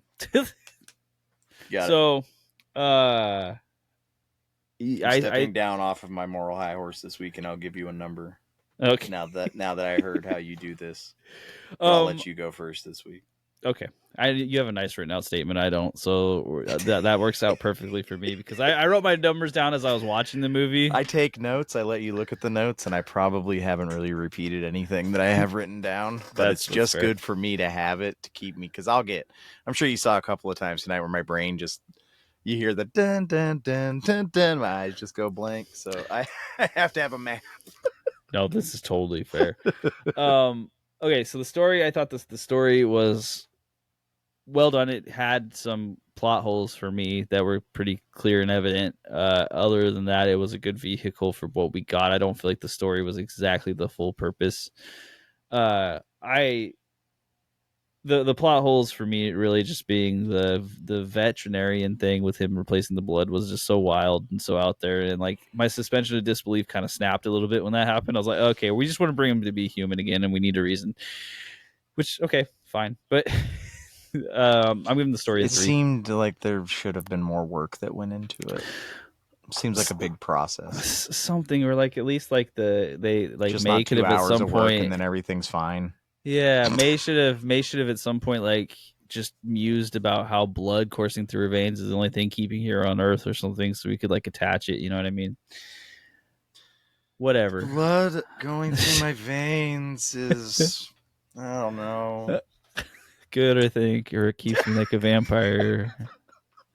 Gosh, isn't that cool? The acting, I'm giving it a 3, although I could argue for higher here, but I'm giving it a 3 just because there are moments where I think it's the main actors, right? Because you're exactly right. It's Caleb and May. They're not bad per se, but they don't feel like they are in the same place as these other folks. Like the main vampire they group, try to make it really them, Romeo and Juliet, don't they? The case cover that I have makes it look like Twilight, which is so it doesn't fit this film at all. But you know, like they're really trying hard to push something.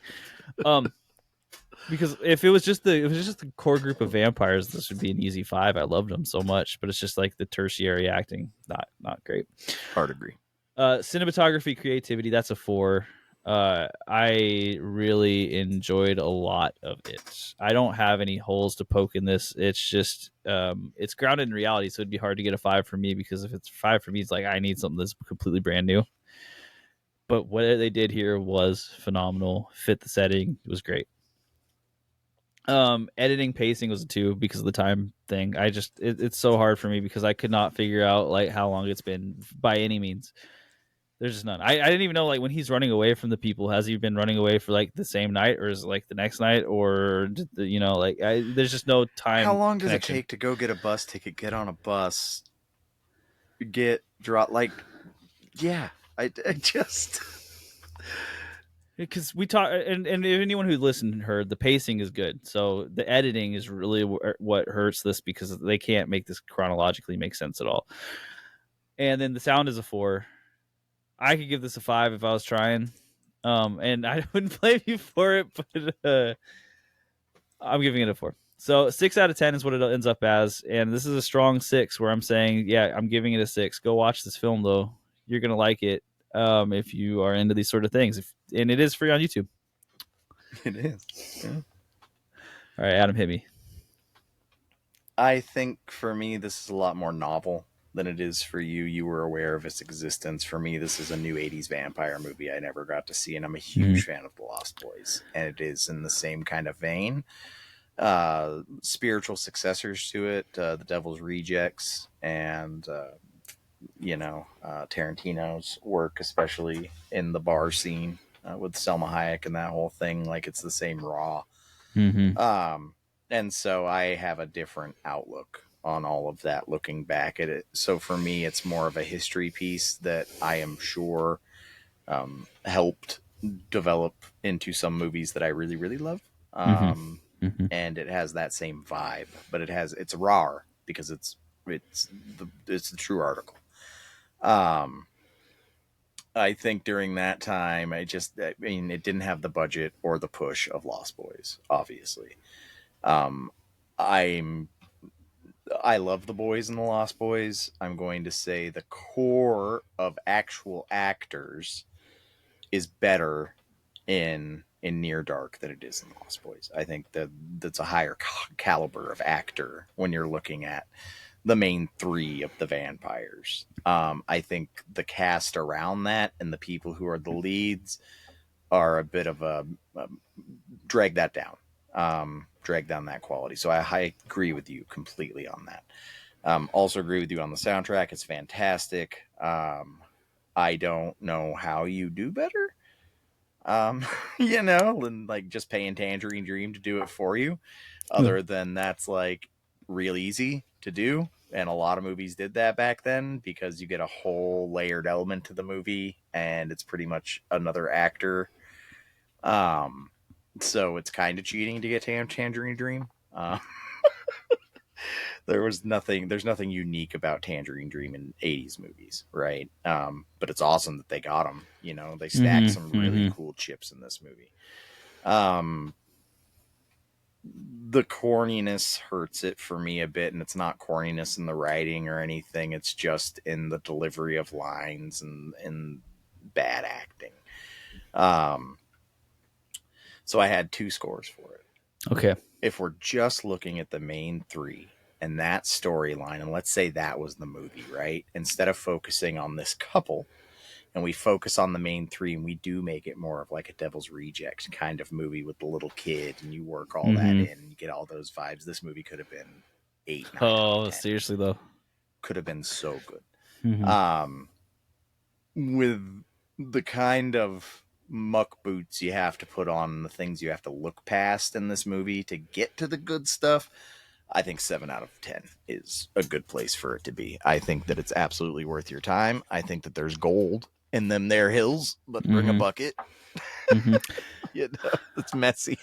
100% agree. That's exactly what I say. Strong six. It's like not all sixes are made the same. Some sixes are just kind of like technically it was good. It's kind of boring though. Like whatever. I Great. gave it the same score I would give Lost Boys There you go. And see, that's because high praise. I think that they're equal in a Yeah. lot of ways, especially for the time and the idea and the feeling.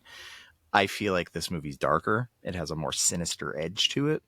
I think as a youth, that would have been something I would have disliked. I wanted to be cool and in, and that movie, Lost Boys had that. Yeah. It was Mm-hmm. kind of like a cool kids club.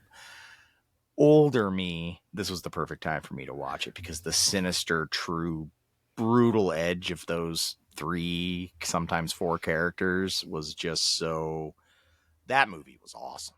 With those three people, Yeah. that movie's sick. Yeah. Yeah. Um, Basically, that, yeah, that I that's mean, that's a good observation. Like basically, all of my issues come up with like there's the kid, like the little girl's involved, and then it's he's involved. It's blaring. It's like just so blaringly obvious. yeah. But I Mm-hmm. think most people who would watch this movie would just see it the same way that we did. That there's a vehicle that exists for these three people to blow your.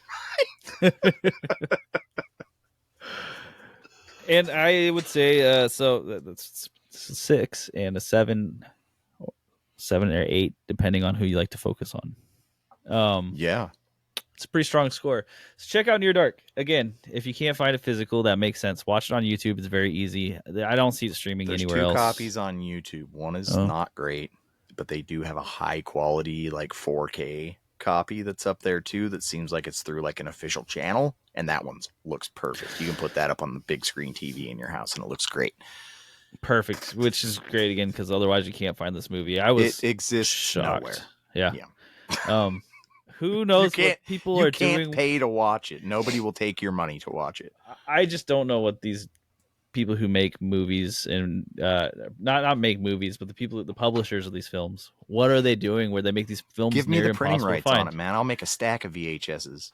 You know, all you have to do is run the quote that this is Quentin Tarantino's favorite vampire movie, and you will sell so many copies. It's so simple, guys. Like, what are you doing? Maybe Tangerine Dream is shutting them down. I don't know. That's the only thing I could see. You might be right. But I can't. Maybe it's Bill that Paxton's estate. The goddamn estates. They let Ian Holm be an AI, but they won't let Near Dark get printed. Anyway, with that said, the next movie we'll be doing on Additional Crew is the movie Him from 2025. So that's actually not out at the time of release. That'll be out on the 19th of September. I'm doing that in co-collaboration with the fellow who I do the fantasy football podcast with, the Double Doinkers. So that'll be a podcast that's hosted on both the football podcast and this one, because it's a football horror movie. Oh, is it really? Yeah, it's a football horror movie produced by Jordan Peele. So and starring Marlon Wayans. There's no way that movie's not good. It'll be ridiculous at the very least. Like it looks like something else. So we're gonna do that. So catch us in 2 weeks with that podcast. Watch the movie first, and I know it'll be new, so you don't want to get everything spoiled. And that's kind of just the whole thing we do. We just tell everybody every part of the story in the beginning of it. So get ready for that. With that said, thank you, Adam. Of course, much appreciate it. Yeah, and let's watch some more bad movies sometime. Heck yeah. It ain't what's going on, son. It's what's coming off your face. Clean off your face.